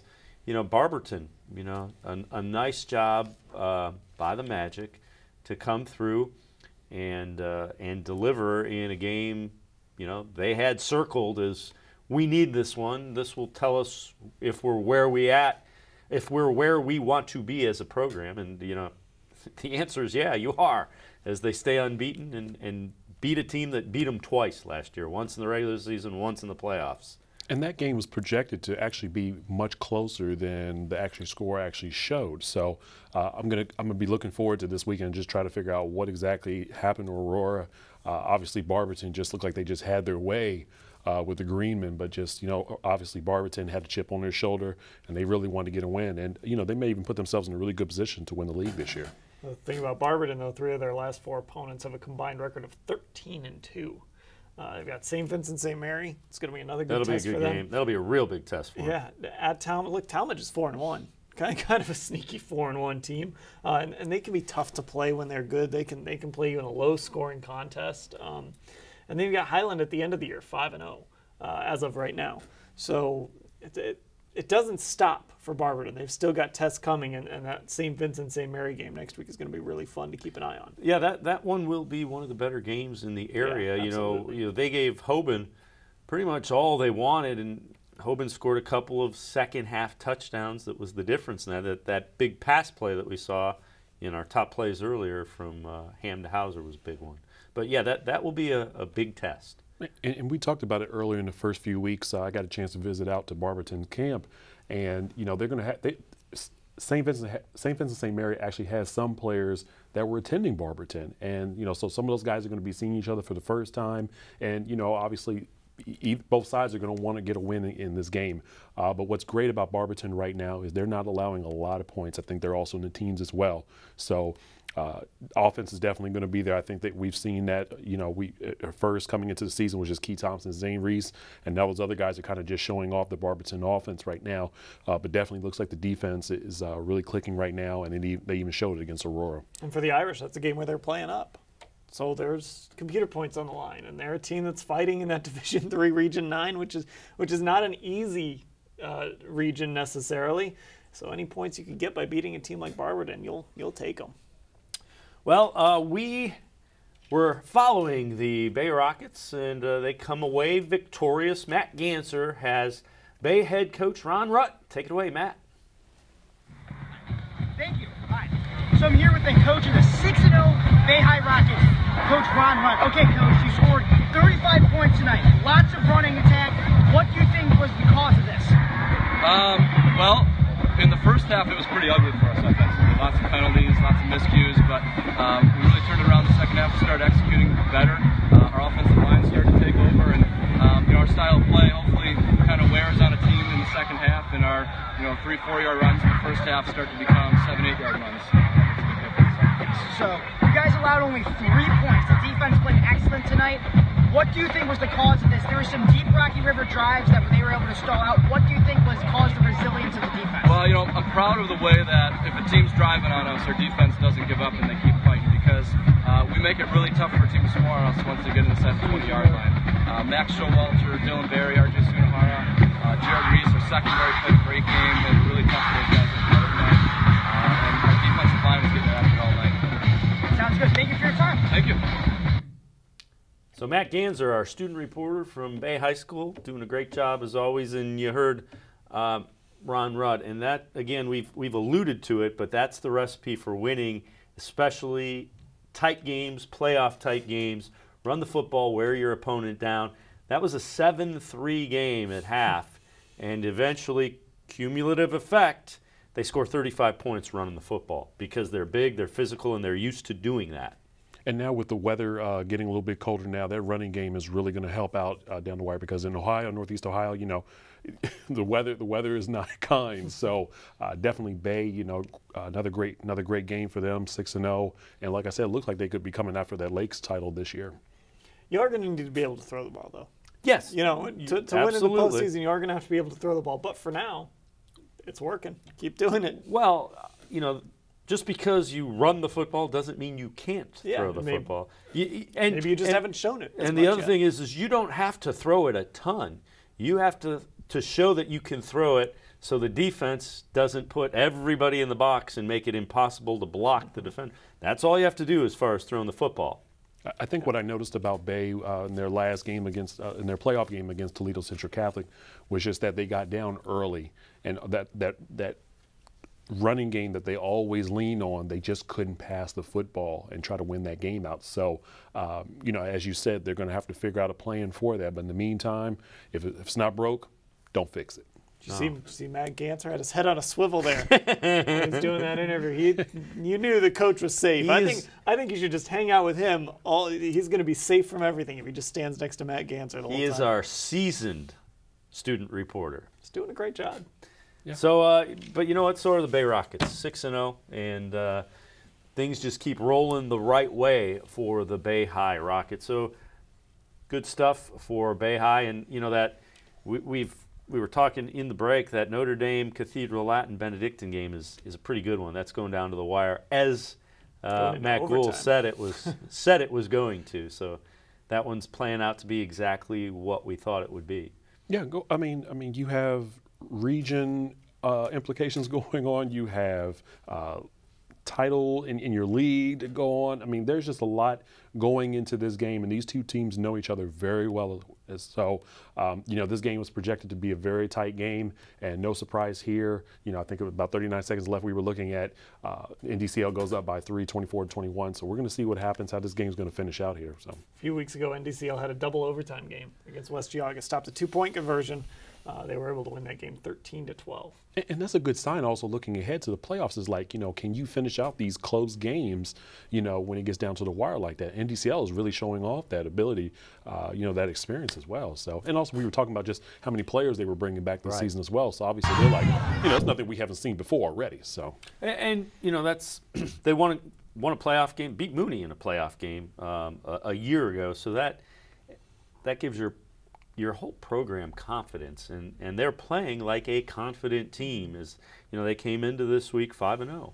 It's one of the things you watch in the second half of a season and going into the postseason is, you know, look for teams that maybe are down a little bit or maybe don't have great records, but who finishes strong and has a bunch of young guys. Maybe that's a team to watch moving forward. Twinsburg is a perfect example of that. Wadsworth is another Wadsworth is a good example of that. And then you watch for teams in the postseason that, again, are young. Maybe they make a little noise in the postseason. They get that extra couple weeks of practice, and then the next year they come back, and they're one of these teams that we're talking about as a power all of a sudden. So this is kind of the time of year while you're watching those playoff races, you kind of try and identify those teams that, you know, you circle them for next year too as teams that could take it a next step forward. Nick Dumchek from the Benedictine football team, the quarterback, he threw it for over 200 yards last week, and that was one of the keys I thought about going into this game. You know, NDCL was going to have to find a way to be able to slow this kid down, and obviously it looks like so far they've been able to do that just enough to maybe even get this 3-point win, and let's see if they're going to finish this game out. So, yeah, and another team that tested a little bit, you know, playing up a division is Highland. You know, the Hornets trying to stay perfect on the year as well, and they're kind of on a collision course in the Suburban League with Barberton. Wow. Those two meet, and you know, they could end up being 9-0, playing each other in Week 10 for league title, home field in the play, all kinds of good things if they continue to take care of business the next few weeks. Yeah, that's good. That's going to be a fun game for them, and like they've got Aurora. You know, we don't know. Aurora's not really playing for the playoffs anymore. But that's still a dangerous team. Oh, absolutely. They're going to play for pride because that's the Aurora Greenmen. They've got Copley, not the same Copley as a year ago, but still a very good football team. We've talked about Talmadge a little bit. You know, I don't know a ton about Talmadge, but I know they have a good record. I know that's a team that when they're good can be very tough. So Highland has a long road to Barberton, but if they get there at 9-0 and Barberton gets there at 9-0, figure out a way to get to that game. We're going to be talking about that game on this show. That's going to be a must-watch. And that's what both teams kind of expected coming in. And just think about some of the changes that have happened since 2016 and now looking at it. Aurora, I was even at that game. Aurora beat the brakes off Highland. Highland said, you know, bye. And then also they beat Barberton twice. Now look at the change. Now we're talking about Highland and Barberton trying to compete for this league title. That's incredible. So, but Highland, you know, Cage Williams, their quarterback, you know, he can put up points just like any other quarterback in that Summit County area. So, you know, that's going to be a game to circle, and we're going to see what happens. So, yeah, that, you know, good stuff as you look to that. Let's back up. We had Bill Mayville talking about the Hudson Explorers, and that's a team seems to finally be getting things untracked. You know, was an okay win against Fitch. They lost. They beat Strongsville, very good Strongsville team, a D1 team. Then they lost to McKinley. They struggled against a Brecksville team that's kind of young and building, and now they've put together a couple of back-to-back impressive wins. Yeah, the arrow's pointing up, and that's what you want to beat Nordonia, a team you should beat, and then to beat North Royalton, who I think is a pretty good football team. You know, that's not just that's not a walk in the park to go into that stadium and beat that team this year. So that's a good win. They get Cuyahoga Falls. Then it's the big showdown with Stowe. I mean, their schedule at the end, you mentioned it earlier. It's pretty tough. At Stowe, at Twinsburg, versus Wadsworth. Twinsburg is going to be fighting for a playoff spot. They were 3-3.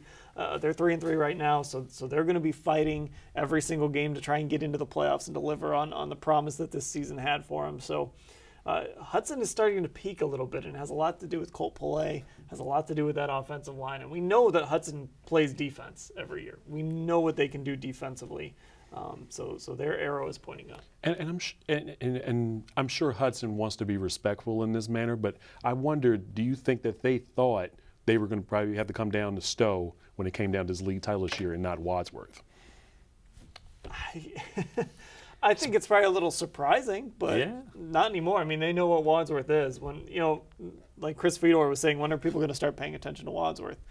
Well, they're going to start paying attention to you when you go and win a game against Stowe. And they did that. And now Wadsworth is, now you kind of look at that body of work and say, okay, that team is for real. They can beat anybody.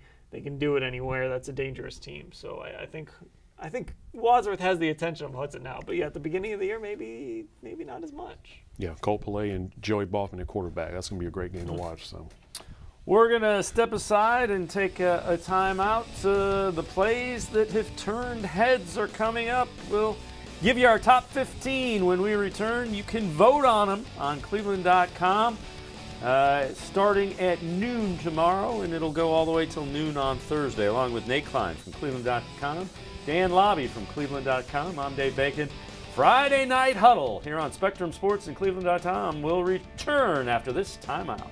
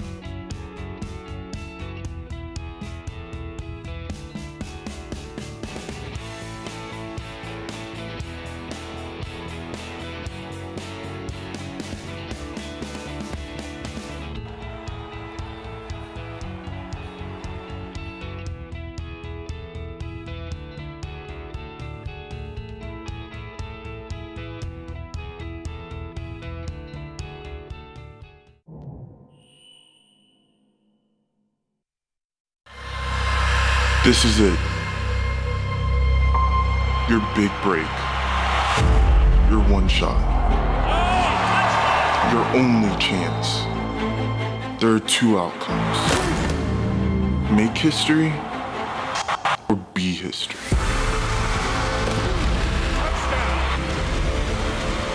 The home of high school sports. Spectrum Sports. Exclusively on Spectrum.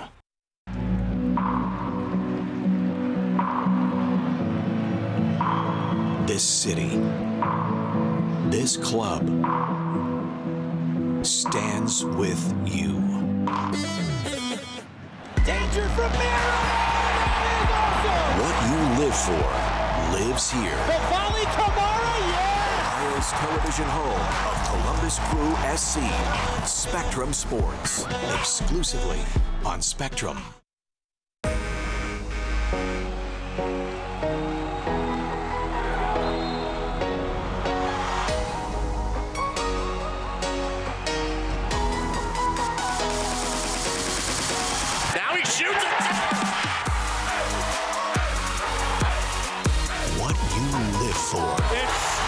Lives here. We are Spectrum Sports, exclusively on Spectrum. The Ohio Lottery's Partners in Education program has been recognizing students and teachers who shine both in and out of the classroom since 2007. To nominate a deserving teacher or student, go to ohiolottery.com and click on Supporting Education. Students in kindergarten through 12th grade are eligible to be academic all-stars. K through 12 teachers can be honored as the Teacher of the Month. Every school that participates is eligible to be honored as the School of the Year. The Ohio Lottery's Partners in Education, where stars shine. Crew SC Match Day. Every match, 30 minutes before the kick. Delivering everything fans need to know. With live reports, unmatched analysis, club news, and more. After the game, stay here for Crew SC Post-Match. From the biggest moments to the road ahead, Crew SC Match Day and Crew SC Post-Match. Only on Spectrum Sports. Have you ever lived for something? Have you ever dreamt of something? Something more? Something special? Something bigger than yourself? Well, have you? This is what you live for! The home of high school sports. Spectrum Sports. Exclusively on Spectrum. Every week, from the locker room to the pitch and everywhere in between, Access Crew SC is your ultimate inside look at the black and gold. Join Marissa Contabelli, Dwight Burgess, and Neil Sika for unmatched coverage, in-depth analysis, and exclusive talks with the players and coaches. This is your club. This is your Access. Access Crew SC, Wednesdays on Spectrum Sports.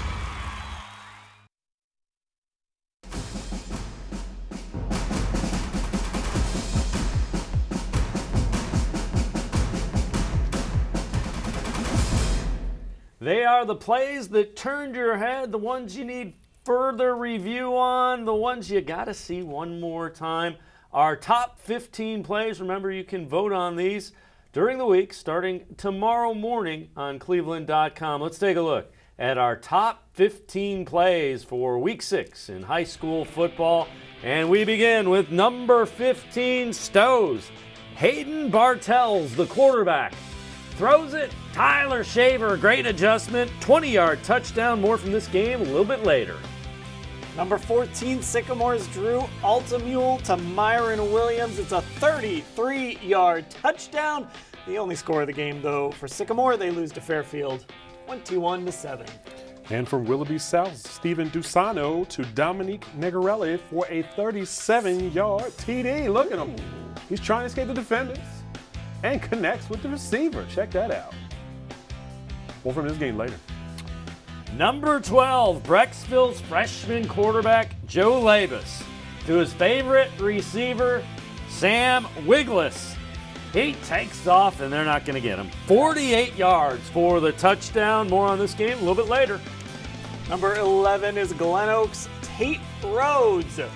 He's going to use his legs. The quarterback will 17-yard touchdown run, a little okey-doke, and a stiff arm, 2 stiff arms into the end zone. More from this game later. I think you know where that's going. And check out this Cardinal going up for an interception. Mike Bray. Where is he? Oh, there he is. Minor 1, 49-14. Brushes Godwin Joe, the quarterback, and he's a good one. He goes to Zachary Dixon. First play of the game, 54 yards for the touchdown. More from Joe a little bit later. Will Coleman from Fairborn. He's going to make the number 8 play. It's going to be that pick 6. Wow. Good hands. Little tip drill to himself there. 38-0 Fairborn wins. Now don't get it mistaken. It is Goodwin, and then his last name is Joe for this 58-yard touchdown run. Look at him. Oh, my goodness. He's like butter going through the defenders there. Brush wins over South, 54-28. Number 6, mentor running back, Elijah McDougal. Oh, little stiff arm bounce. Oh, big stiff arm down the sidelines. And it is a great cutback, 63 yards for the touchdown run. Cardinals win 49-14 over Medina. Number 5, Barberton Zane Reese. He's going to use his legs on this one. 82 yards. Nobody's going to catch him. But again, we are going to have more from this football game in a couple plays. If you need somebody to catch your mail, ask Brian DeVatis from Stowe with this pick 6. Gotcha. Bulldogs win 57-22. Plenty of defense. Barberton. It's Malcolm Boyd. Take a look. Coming on the blitz. He goes up and grabs it. And then he turns it into a touchdown. Malcolm Boyd, the pick six. Barberton wins 34-7. Twinsburg, number 2, it's James Bessett. More defense. Look at this interception. One-handed. A one-handed pick, but Twinsburg falls to Brecksville. 35-27. All right, I'm going to raise you one more on that one-handed catch. Check out this Jared Pelota to Jake Ryan. Check this out. He didn't get in. No, wait, he did. Jackson wins 41-24 over GlenOak. Check this out again. Oh, he's looking to haul it in there. Oh my goodness. Wow. Should be on the front of a magazine. There were plays in this top 15 that I've already seen, that I saw earlier in the show, and just even on this second or third watch, blown away. That's one of them. The Barberton plays. I can't make up my mind. I don't even know. He Odell'd it. I love that. That is now an adjective from the high school crowd. He Odell'd it. Hashtag FNH top plays if you want to get your top play in there. Well, the Stowe Bulldogs, an impressive win. Jeff Sabo was covering it. He talked to the Bulldogs head coach, Mark Norrie. Mark, your team got off to a very quick start. What really helped get the offense going very early on? I just think we came out with an attitude tonight, something we didn't really have last week, and the kids, I think, wanted to get that loss off their backs and just move forward, and the sooner the better, and I think that's the attitude they took when they came out tonight. And it seemed like that your team was able to move the ball pretty easily no matter who was in at quarterback. You had Hayden Bartels, you had Corian Rice. What really sparked the offense? Like I said, I just think they played together as a team. You know, we've been preaching family all week and staying together, and I think the guys came out tonight and did that. And then obviously, with the game being lopsided, you guys had the momentum for the most part. What really kind of helped your team stay focused throughout the entire night? Well, I think it's just the opportunity. Guys want to get in there, they want to play, they want to get a couple of cracks in. So, we talked at halftime about staying in the game and making sure we're supporting one another no matter who's in the game. And so I think our kids do a good job of that. And what do you guys have to do from here on out? Well, I think we just got to keep playing together. I think that's the biggest thing. We got to work hard, and we got to just stay together through the good times and the bad. I mean, there's going to be times when we're down, and so we just got to pull together and keep moving forward. All right. Hey, thanks, Coach. Thank you. Corian, your team had a very tough loss last week. You guys came out very inspired and very fired up early on. What was the mindset throughout the entire game, throughout the offensive huddle? Had to bounce back from the loss, just to show that we still were trying to win and have a positive record this season. We just couldn't show if we lose, we just can't keep losing. We just got to bounce back, get a win. And then obviously, when you were in a quarterback, obviously a lot of those read option plays, you see a lot of holes in the Nordonia defense. What really helped you out there? They kept biting on the running back getting the ball, so the other side of the field opened up for me, and I took the shots when I had the chance. All right, and obviously late in the game, you guys didn't really relax at all. What really kind of helped you guys stay focused? Just that we had to still work on the little things that we're bad at. So if we messed up or, it's just things that pop up in practice that we just had to work on. So we just had to work on the little things while we're up by a big margin. All right, Corian, thank you. Thank you. All right, our Jeff Sabo interviewing the Stowe Bulldogs. Jeff joins us on the phone. Jeff, what really jumped out about Stowe today in this game? What really jumped out about them to me was, number one, it was a lopsided game, but they kept playing. No matter who was in at quarterback, no matter who was in at wide receiver, towards the end of the game, they really started to unload their bench, and that's when you saw a lot more of the JV players and the second and third stringers in. They continue to play, and they continue to play hard. And that is something that is definitely not easy to do when you're up by that many points and you've had the momentum throughout the entire game. And I really give kudos and a lot of props to their head coach, Mark Norrie. He really kept that team focused through all 4 quarters of that football game, and that's really what impressed me most about that Stowe Bulldogs team. Jeff, when you look at that quarterback situation, do you think this is something that we're going to see Stowe continue with? Did you get the sense that it was an experiment? Do you think this is something that can work long term, switching quarterbacks like they did?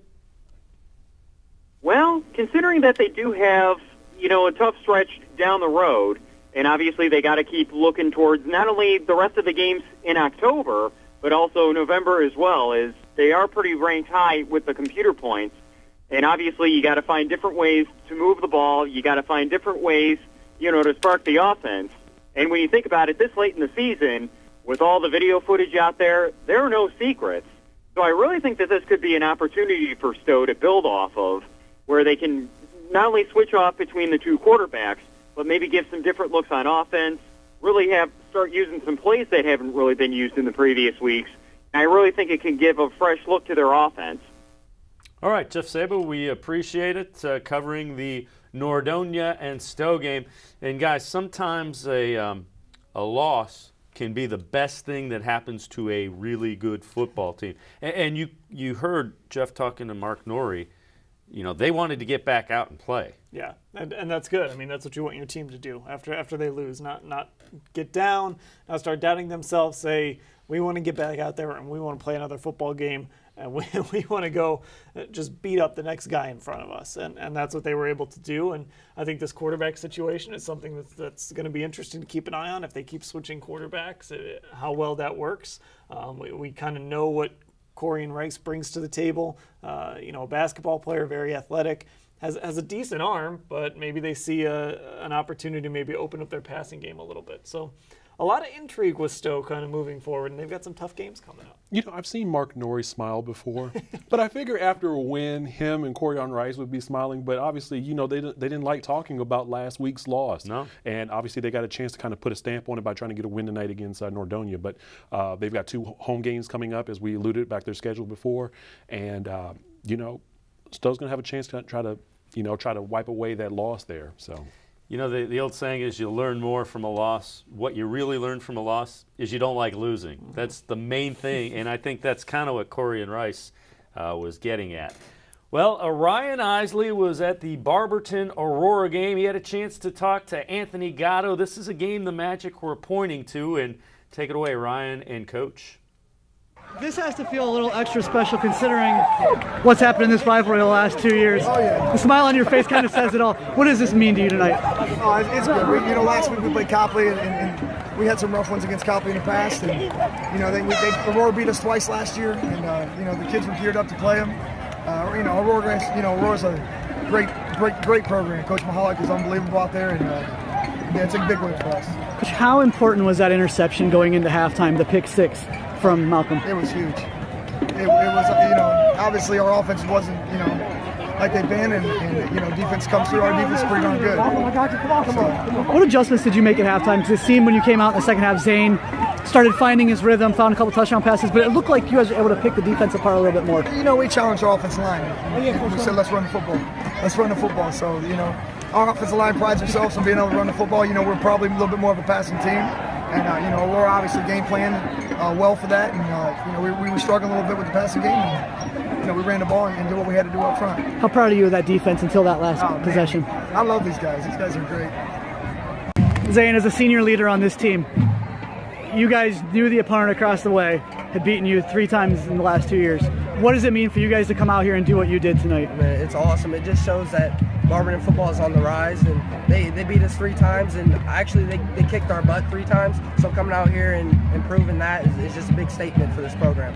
What was it in that second half that changed from the first half offensively? Because you guys seemed to struggle, and then the second half you seemed to be able to find your rhythm through the air. Yeah, first half it was kind of, we were all kind of in a panic, just trying to figure out what they were doing defensively. Halftime, we settled down. Coach Nick, our OC, he talked to us, settled us down, and then he called a great game second half. And then O-line, they really got after it in the second half, and receivers made plays. Our running back, Jeff Parker, did awesome. So that's all you can ask for. What about that first run that you had, the 82-yard touchdown? What did you see, and how did you take advantage of it? Yeah, we ran a veer, so I just, read the outside back to see what he did. So I went upfield. I just seen a seam, and I just hit it, and then I went, and that was that. Guy over to your left is making fun of you right now. Yeah. How big was that play from Malcolm at the end of the first half? Amazing. We needed that play, honestly. 7-0 going into half. They still have a lot of confidence in that. And him making a play, go up 14-0 going into half, and we get the ball coming out. It was just amazing. And big-time players make big-time plays in big-time games, and Malcolm Boy did it. All right, Zane Reese from the Barberton Magic. Ryan Isley did those interviews. He joins us on the phone. Ryan, you saw from the big smiles, this one was one that everybody for Barberton was looking forward to for a long time.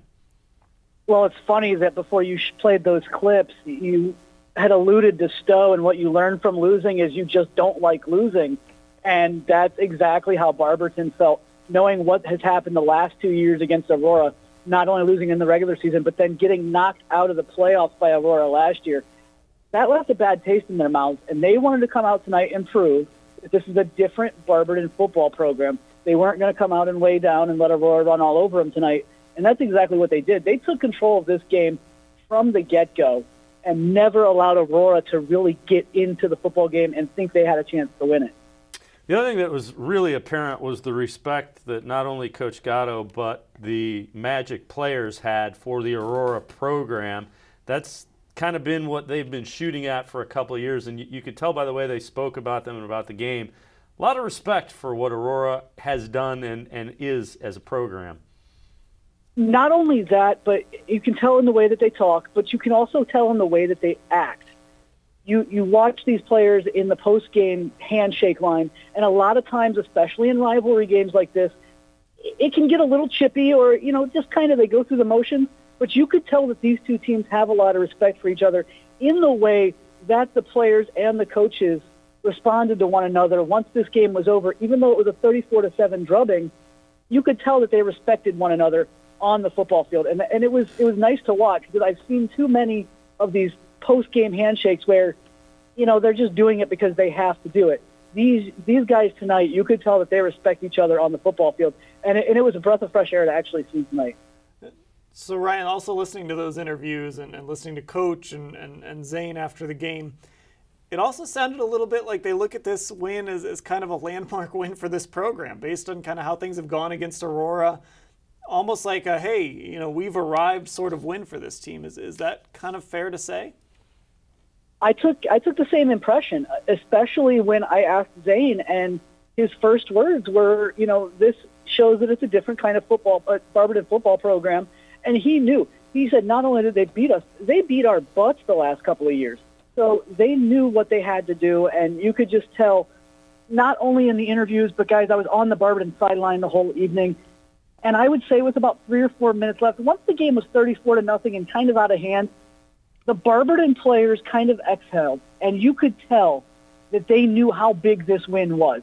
They were celebrating with each other. They were talking about, finally getting the monkey off their backs from the last 2 years. And they don't now they don't have to hear how they can't beat Aurora. So I agree. I think this is a landmark win for this program, and it'll be interesting to see what they do next week. But also you harken back to what Coach Gatto said before he even talked about winning tonight. He said last week we got a win against another program we've struggled against in Copley. So you have to think that this is going to give Barberton the confidence going forward. Just because teams have beat us in the past doesn't mean they're going to beat us now. This is a different Barberton football program, and now they've taken the confidence that they can win these football games, and it'll be interesting to see what they do down the stretch of the season. Just as a point of reference for people that aren't aware, Barberton made the playoffs for the first time since the 90s last year. Anthony Gatto, the head coach, was a player on the last Barberton playoff team, so he's come home.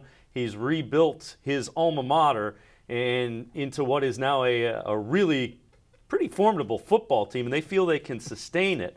But, yeah, they looked at those 2 losses to Aurora, and they felt they got beat up physically. So that was a message throughout the offseason, and you could tell that was a message that the players kind of it was still in their heads when they finally got on the football field.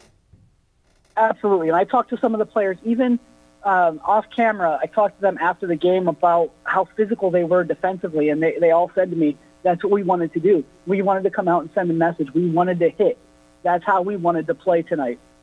I think you're right. They felt like Aurora had taken it to them physically in the last couple of years, and it was time for them to look in the mirror and say, okay, now we have to be the physical ones. We have to take it to them. We cannot sit back and be defensive. We have to go and be aggressive tonight.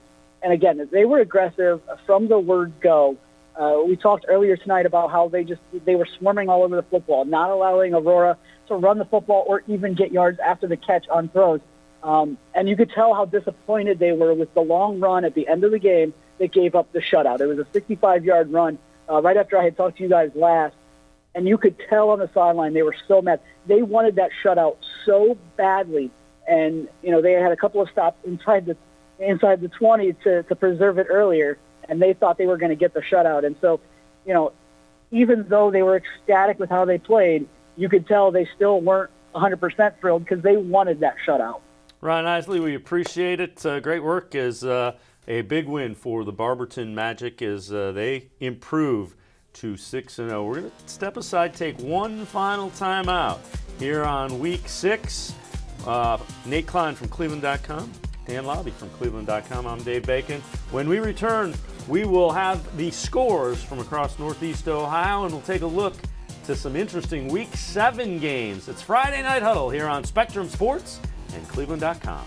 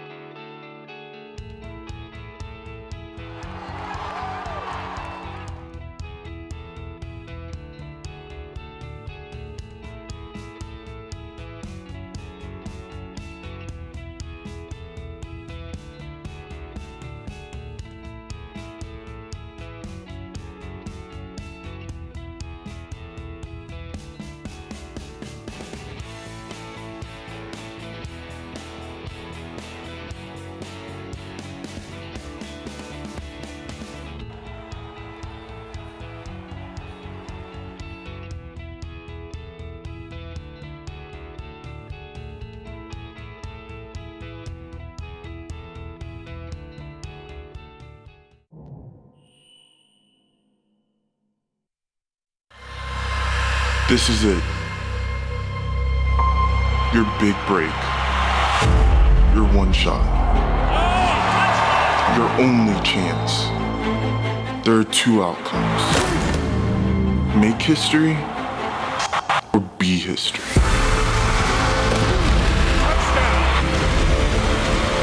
The home of high school sports. Spectrum Sports. Exclusively on Spectrum.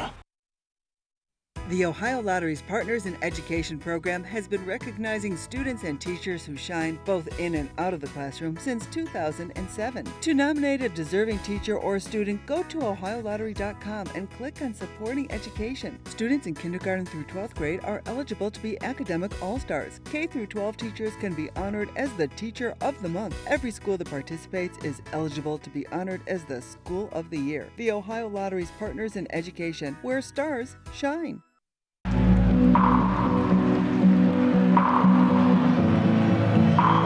This city, this club, stands with you. Danger from Mira! Awesome! What you live for lives here. The volley, Kamara, yes! Ohio's television home of Columbus Crew SC. Spectrum Sports, exclusively on Spectrum.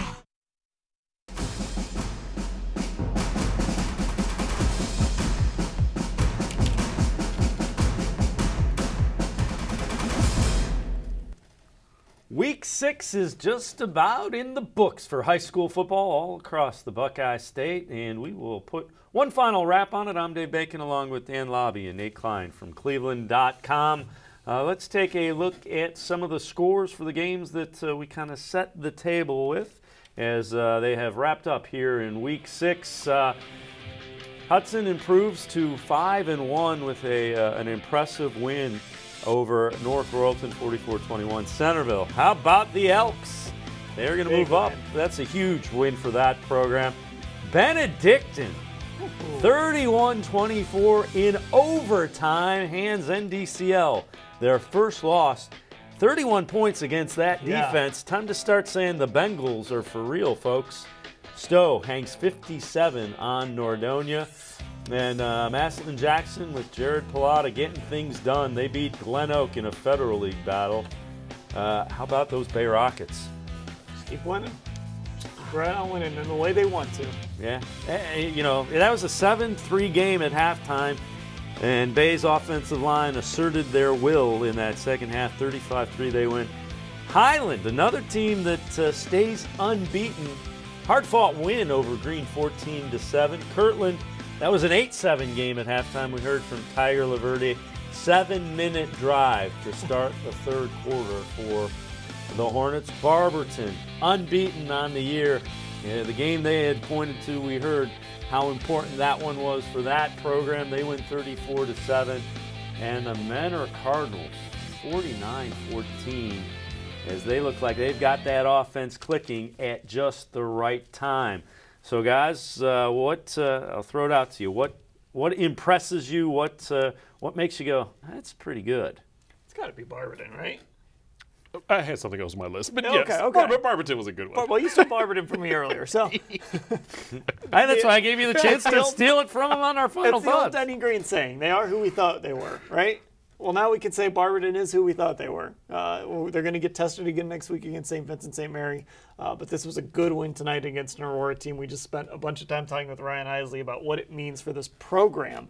And when you talk about wins that mean something for a program, you've got to be impressed. For me, I think it has to be this Benedictine finish, 34-21.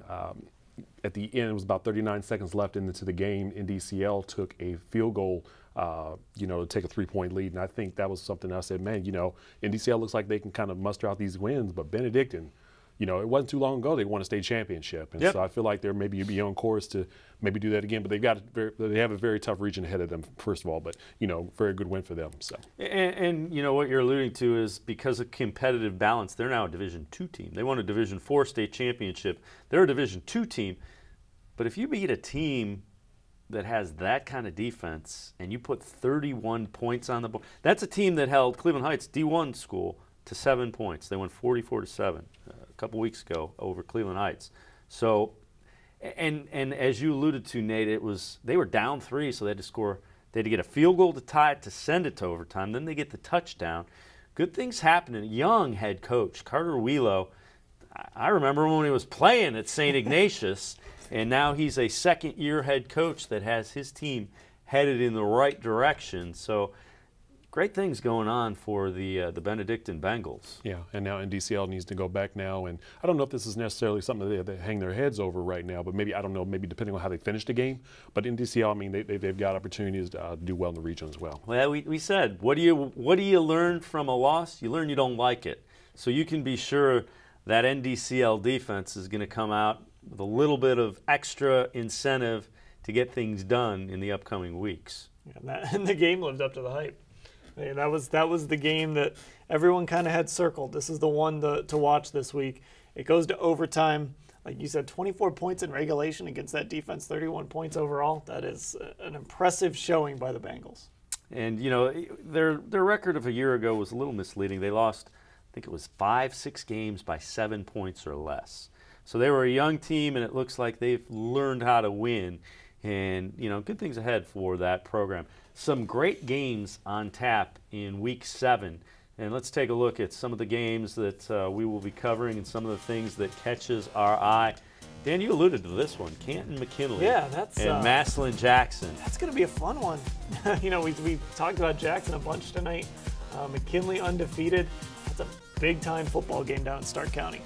Stowe will get a little bit of a challenge from the Twinsburg Tigers. Twinsburg has lost a couple in a row, lost a couple of close games in a row, so they'll be looking to snap that. And they're fighting basically to keep their playoff hopes going at that point against Stowe. And they play everybody tough. Even in their losses, they've all been tough games, and so that's not going to be an easy game for the Bulldogs. Not an easy game. How about a GCL battle? LaSalle and St. Xavier. Doesn't get much better than that down Cincinnati way.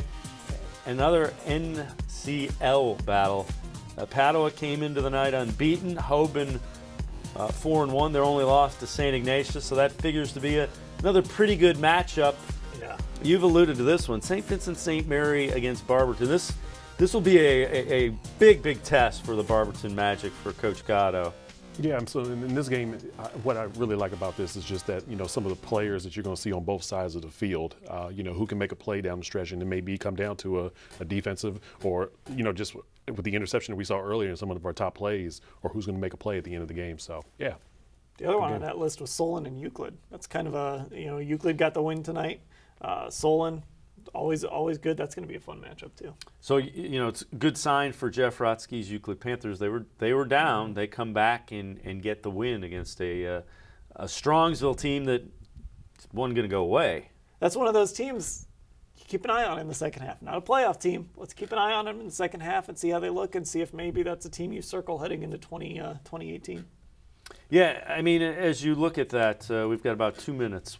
What do you want to see moving forward? What's kind of your focus as we look ahead to Week 7? I would say, well, going back to the Euclid point, I'm just curious to see what their running back situation is going to become Week 7. But definitely this Massillon Jackson team. I mean, we know they can put up a lot of offense in scoring. But I'm just curious, how are they going to carry this through the regular season for myself? So that's what I'm a little curious about, just Jackson and Euclid. And I just think for a lot of teams, your playoffs start. They've either already started or they start now, and especially in that Region 1, we're talking about good teams that are going to finish the year with good records. There could be an 8-2 team that misses the playoffs in Region 1. Certainly, if you go 7-3, you're going to be in trouble. And there's some teams with some challenging schedules down the stretch. It's going to be really interesting to see how that plays out. We know Ignatius has to play St. Ed's, so one of those teams is going to get a loss tacked onto them. So let's see how Region 1 shakes out.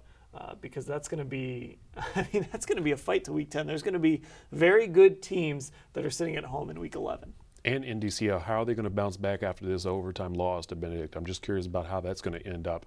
But yeah, there should be some great games on tap for next week. So, without question, want to remind you that, as always, you can tweet us your top plays. We always want your top plays. We put the top 15 of them on cleveland.com, and you can vote on them to see which one will be the top play. We've got a number of good ones. Again, if you want to tweet us your plays, hashtag FNH Top Plays. And then you can vote on them online on cleveland.com Saturday through 1 o'clock on Thursday. For Nate Klein and Dan Lobby, I'm Dave Bacon. That'll do it here on Friday Night Huddle. We will be back next Friday night, and we're already Week 7, looking for that playoff push. We'll see you again at 7 o'clock on Spectrum Sports and cleveland.com. Have a great week.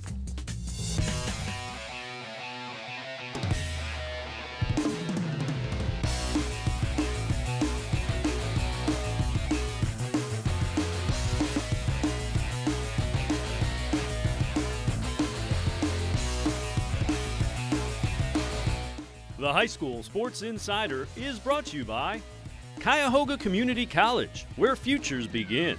By the Ohio Lottery Partners in Education, where stars shine. By Spectrum Sports. By Dominion East Ohio. Dominion, it all starts here. And by Classic Teleproductions. October is here, and with it a little cooler weather as the fall sports heat up with some tournament action. We're always ready to bring you some of the best high school sports stories from all across Ohio. Thanks for joining the High School Sports Insider. Along with Bill Castrovince, I'm Dave Bacon. We've got a lot of football for you on today's show. We'll meet not one, but two exciting quarterbacks and a team from Akron that has risen from the ashes. Plus, we'll travel to my hometown, the land of the Panthers, for a pair of stories, including our School of the Year. We start by huddling up with a big physical football team that likes to run the ball and does it well. The Akron East Dragons made history a season ago by making the playoffs for the first time in school history. It's true that there's still plenty of football left to be played this season, but Akron East looks to be headed back to the playoffs and built to do some damage. We honor Akron East, our team of the week.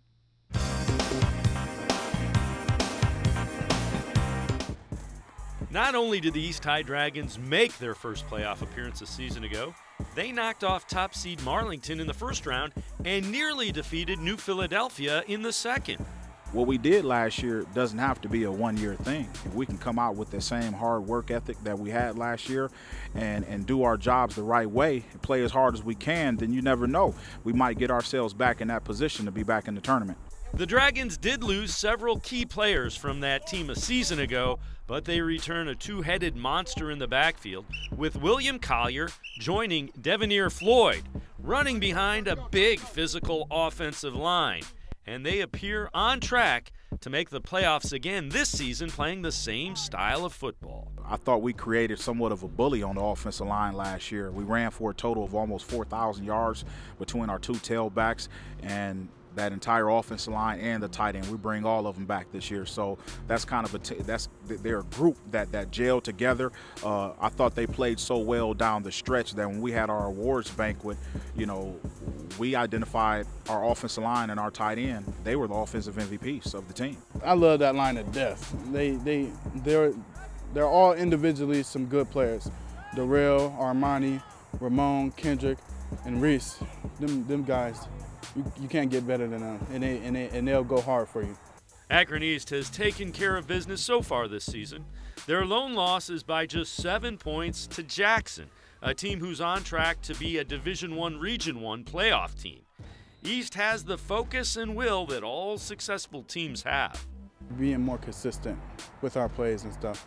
Like when we run plays, we run them pretty hard, but like, you know, it's some plays we kind of slack. But I think if we get that consistency down, then we'll be unstoppable. This team has a bit of a grit about them, that they're ready to go out there and go toe-to-toe with whoever we're playing. We told our guys that, look, you know what, we might not have the best resources here, and a lot of our teams, hey, they have the turf fields, they have everything you might want in the program, but I told them when the ball is kicked off at 7 p.m., everybody's resources goes out the door. And now it's just us against them. And I think our guys thrive on that. There will be no hibernation for the Grizzlies in Medina County. The Wadsworth football team is on a mission this fall, averaging about 50 points a game. Leading the way, senior quarterback Joey Baughman, who happens to be one of the best wrestlers in the state as well. Let's meet Joey Baughman, our Cuyahoga Community College student athlete with a future. Cuyahoga Community College, where futures begin.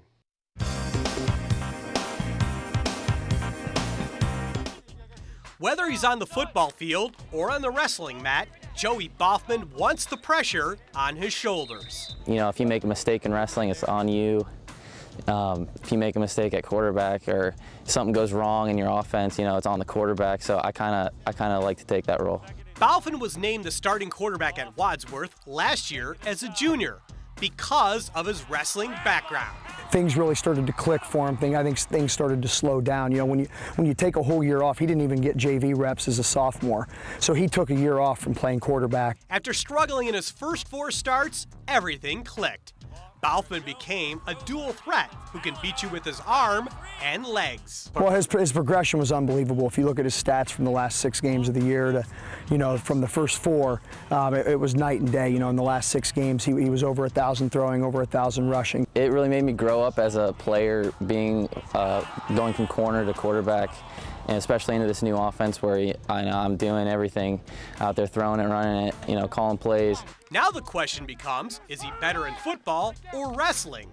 Joey is a 3-time state qualifier who has finished as a state runner-up the last 2 seasons. The first step I need to take is, you want to play football or wrestle, and I have no idea, and that's what's made it kind of tough because I haven't been able to go anywhere yet with it. So I kind of need to figure that out. It's a good problem to have. And it couldn't happen to a better kid than Joey Baughman. Well, he's not a vocal guy, but he's very much by the way that he works. His work ethic is impeccable. His character is really, really good. You know, I mean, you can't ask for a better kid. I'm not as vocal as people would think as a leader, but I think I'm a great role model, and I'm in my work ethic, and I think a lot of kids look up to me because of that.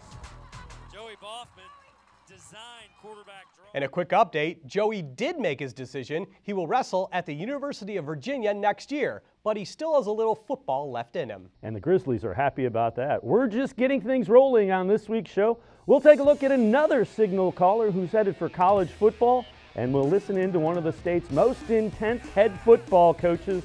We go all access with Jeff Rotsky at Euclid when the High School Sports Insider returns. The best thing Tri-C did for me was give me opportunities. The workforce program prepared me for the career I have now. I got a job in the aerospace industry where I work on CNC machines. I have 3 younger brothers. I want to teach my brothers, hard work actually pays off. Come to Tri-C. It's a great stepping stone to wherever you're trying to get to in life. My name is Chris Grooms, and I got my start at Tri-C. The Ohio Lottery's Partners in Education program has been recognizing students and teachers who shine both in and out of the classroom since 2007. To nominate a deserving teacher or student, go to ohiolottery.com and click on Supporting Education. Students in kindergarten through 12th grade are eligible to be academic all-stars. K through 12 teachers can be honored as the Teacher of the Month. Every school that participates is eligible to be honored as the School of the Year. The Ohio Lottery's Partners in Education, where stars shine. The high school Sports Insider continues with some Panthers on the prowl. After missing the football playoffs 5 years in a row, Euclid was back in the brackets in 2015 and last year. It's no coincidence Jeff Rotsky was the head coach over that time. With stops at Chanel, Maple Heights, and Cleveland Heights, Rotsky brings fire and energy to the sideline. And Euclid's campus is getting a facelift too. Here's this week's All Access.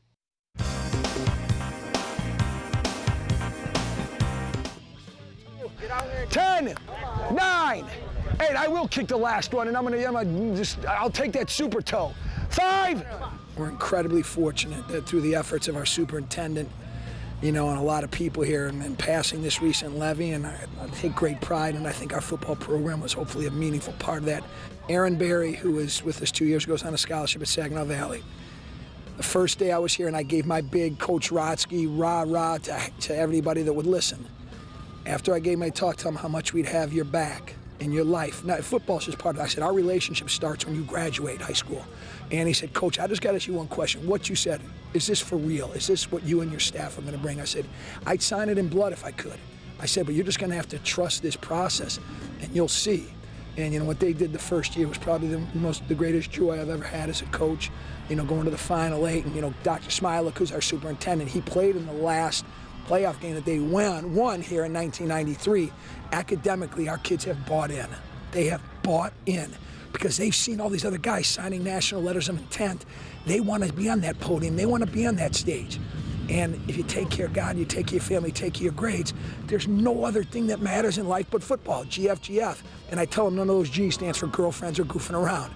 A good opening football season just gets the whole school going in the right direction. And so we got in some incredible challenges here, but I love these kids, man. I would not trade my team for anybody. I mean, these kids put the work in. They've worked harder. The first 2 weeks we were here 2 years ago, my offensive coordinator was a little grumpy at times. He said, in all our spots, nobody's ever worked as hard as these kids right out of the bat. We take really incredible pride in that, and 3 fields going in, new high school, new middle school going in. I mean, all the things. I mean, there's an incredible renaissance going on in our community, and I'm just really proud to be a part of it.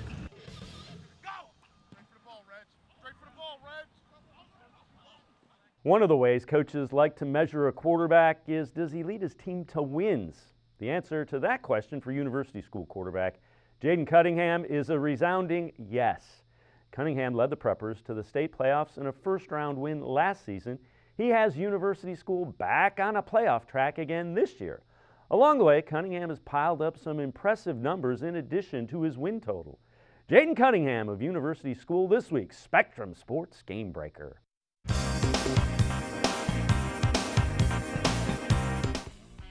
He stands 6'2" and weighs 190 pounds. University School's Jaden Cunningham looks the part of a 3-year starter at quarterback. More importantly, he plays like it. I think last year my biggest strength was just decision making, and that was stressed a lot from my QB coach, Joe George. Jaden does it with his voice, does it with his body language, he does it with his play. There's a time when an offensive line will break down on a protection, and you'll never see Jaden get in someone's face. It's always, hey, we got to fix the protection, make the next play, and move on. And I think because of that, his teammates love playing with him. Cunningham attacks defenses in multiple ways. With his arm, he threw for almost 2,500 yards and 16 touchdowns a season ago. With his legs, he ran for over 1,300 yards and 18 more touchdowns. He's on pace to put up even better numbers in this, his senior season. The way I would describe him is he is a throwing quarterback who can also run. It's just it's unique because so often a high school player's in the other world, but we're able to do complex reads and we're able to put him in the pocket and let him make throws because he has such a strong arm. And I think you'll even notice on a day like today where occasionally he got rushed, he buys time to throw. And that's, I think, a really unique aspect of his game. I think early on in my high school career, I was like, they got me a dual threat. I don't really consider myself a dual threat, but it's really benefits me and the team. Jaden can definitely go up top. He's agreed to accept a scholarship to play for the Youngstown State Penguins next year. It was just a great place. That's why I felt like that was the place I wanted to be these next 4 years. Bo Pelini, Shane Montgomery, Trussell. They were welcoming when I came up there, and I just felt like that was a place that I wanted to be in, a family that I wanted to be a part of. This quarterback has his sights on becoming a football coach after his playing days are over, and he has all the traits of a good one with a great understanding of the game. It's okay, here's how the corner's playing us. That's a high-low read, not a curl-flat read, and he's on it before a coach is on it because he's very attentive to those details, and I think that's why eventually when that time comes, he'll be an outstanding coach. If you missed some of today's show or want to see past episodes, they're online and free. What a deal! Head to citybeat-tv.com. That's citybeat-tv.com. Still to come, we'll head back to Euclid for our School of the Year and a former Mentor Cardinal who's in the NFL. Stay tuned. So, I just moved in with this family, and it's embarrassing. The little one, he likes to go outside and crawl around in the giant litter box. I don't know what he's doing. I mean, I was born and I knew how to use the litter box. Look at that. That's disgusting. Oh, poop already. You're making me nervous. Oh, okay, I can't look at this anymore. I really hope he grows out of this, for his sake. There is a place where dreams arise. Stars are born. And greatness is made. What you live for lives here. Spectrum Sports.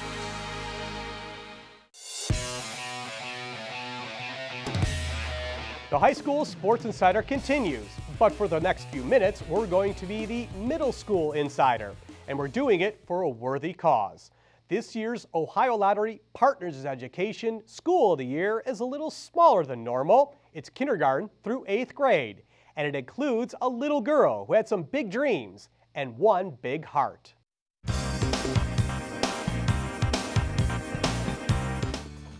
Seven-year-old Alea McMillan had a dream one night. She was helping other kids who are less fortunate. I had gave them one of my toys in my dream. So when I gave them my toys, I had brought more from home and kept on giving them to them. So when I woke up that day, I had thought maybe I should do it in real life at school and maybe people will want to do it. Alea wanted to organize a toy drive, and her school, Our Lady of the Lake in Euclid, pitched in, collecting over 1,000 toys for a local shelter this past spring. She is always trying to think of others, trying to do big things like this. And that's why I felt I couldn't tell her no, like we had to do this because this is going to be what she does. Doesn't matter how young you are, how little you are, do your best, believe in yourself, and great things can happen. Because of Alea, everyone got the chance to party when Our Lady of the Lake was named the Ohio Lottery Partners in Education School of the Year. I think it sets a great example. You know, kids see what other people are doing, they see the fruits of their labor, and they realize that, hey, you work a little hard and you know, really put an effort into something and you can do just about anything. You might even have a bunch of mascots invade your school. 13 furry friends from across the state joined the party, making this year's celebration the loudest on record.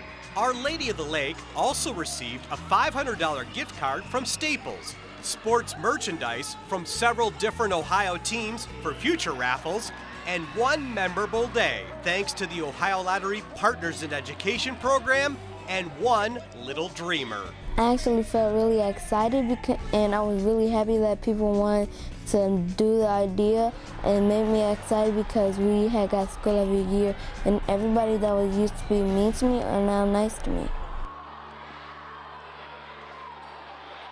Alea is now the big girl on campus. Congratulations to her and everyone at Our Lady of the Lake. The Ohio Lottery is always looking out for academic all-stars. If you know one, go to ohiolottery.com. At the top of the page, find the Supporting Education tab. That's where you'll find all the info. Each week on the show, we take a look back at a student athlete we've featured who's gone on to success at the college, professional, sometimes even international levels. Mitchell Trubisky's success story is being written. He caught the NFL's eye with his play last year at North Carolina and was drafted number 2 overall by the Chicago Bears. Mitchell is still waiting for his chance to start an NFL game, but those of us who saw him win Mr. Football at Menor High School have no doubt he will shine for the Bears when he gets his chance. This week, Mitchell Trubisky becomes a classic. Trubisky looking over the middle, got a man wide open, touchdown. When you play Menor, the first thing you want to do is get them to slow down. Good luck. We're rushing it to the line and we're getting the ball snapped as quickly as possible, and it'll be harder for teams to substitute people in and out and get lined up and get where you want to be, because we know what we're going to do and you better get ready for it. It's tough to prepare for a team that doesn't just operate quickly, but operates with precision. The Cardinals' offense revolves around co-Division I Player of the Year, Mitchell Trubisky, an athletic quarterback that leaves defenses wondering, what can't this kid do? With him being such a great athlete, he allowed us to empty it out. So he allowed us to put a 5th wide out in, and he could run around and do some different things. So his athletic ability gave us some ability to be able to do other things that maybe we hadn't in the past. Of course, Menor's past was also filled with Trubisky. After all, Mitchell took over the offense as a sophomore, surrounded by seniors.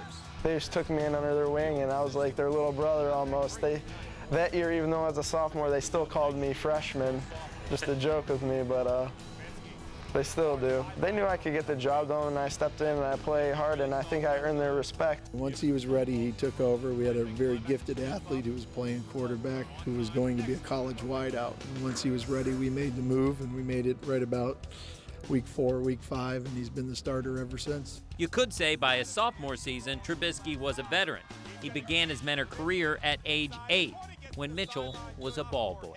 I was so juiced to come on the sidelines to watch the games, and I would just throw a ball in every once in a while when they needed a new ball, but I think it was mostly just being around the team and learning from the older guys. Apparently, emphasis from the older guys wasn't just on the field. Mitchell hits the books just as hard as the weights. One of his favorite subjects, psychology. It's basically how I like to think of it now, mind over matter, and how the human mind and how you could train it and how you can make it do things that it usually wouldn't want to do, or how it affects how you perform. If you think positive, then you'll do positive, and I think that's what psychology is about, and I like to learn more. Trubisky will learn more at the University of North Carolina, where he's accepted a football scholarship, choosing Carolina over Ohio State, Michigan State, Alabama, Tennessee, and more. Matter of fact, Mitchell's graduating from Menor early, so he can start at UNC. The drawback, he won't be around to play basketball for the Cardinals. I'm gonna miss my teammates, my coaches. I play a lot of defense, I guess you'd say. I got a lot of fouls. They called a lot of fouls on me. I don't know if they called them or you earned them? Yeah, kind of both. On the other hand, this student athlete with a future will return for future family competitions. Games at the Trubisky household get pretty competitive, even my little brothers, and it gets competitive, but usually the game doesn't end how it should, but it's all love and fun. We want you to get more involved in the show, and you can through social media. Follow us on Twitter. We're at HS Sports Insider and at Dave Bacon Sports. Tweet us your story ideas or your pictures showing your school spirit. We'll use them in a future show. We're still plugging away on Facebook as well. Head to our page and like us. We're at High School Sports Insider. But stick around. The tweets of the week are coming up next.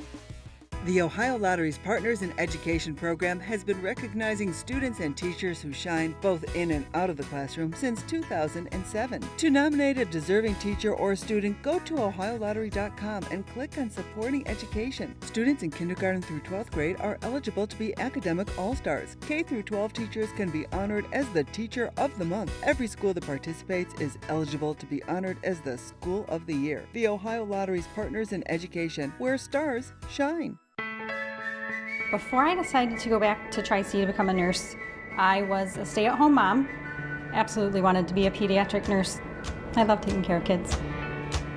If you're thinking about changing your career or changing your path, go to Cuyahoga Community College. I feel like I'm in a great place in my life.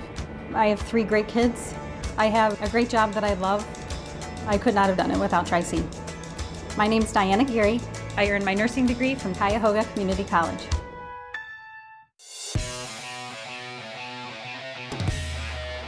Thanks for riding shotgun with us on the High School Sports Insider. This week's ride is almost over, but we always give you your turn to have your say.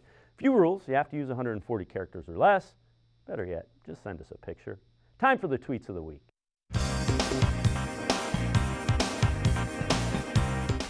They kicked off college week at Mount Notre Dame High School with a new one, a mascot scavenger hunt. Congratulations to Solon head football coach Jim McQuaid. His Comets brought home win number 200 last week. And from East Lansing, a little St. Edward football reunion. Sean Crawford from Notre Dame and his former high school teammates Andrew and Michael Dowell now playing for Michigan State. Keep those tweets coming. We want your story ideas or your pictures showing your school spirit. Tweet those to us. We're at HS Sports Insider or at Dave Bacon Sports. Use hashtag HSSI Ohio. Again, that's at HS Sports Insider or at Dave Bacon Sports. Use hashtag HSSI Ohio. We'll use a few of them on upcoming shows as the tweets of the week. Half hour goes by so fast. Now we are all out of time on this week's show. Thanks for taking the time in your busy schedule to join us. We expect to see you back here next week, same time, same place, when again we'll have some of the best high school sports stories from all across Ohio. And as always, thanks for supporting high school athletics. Have a great night.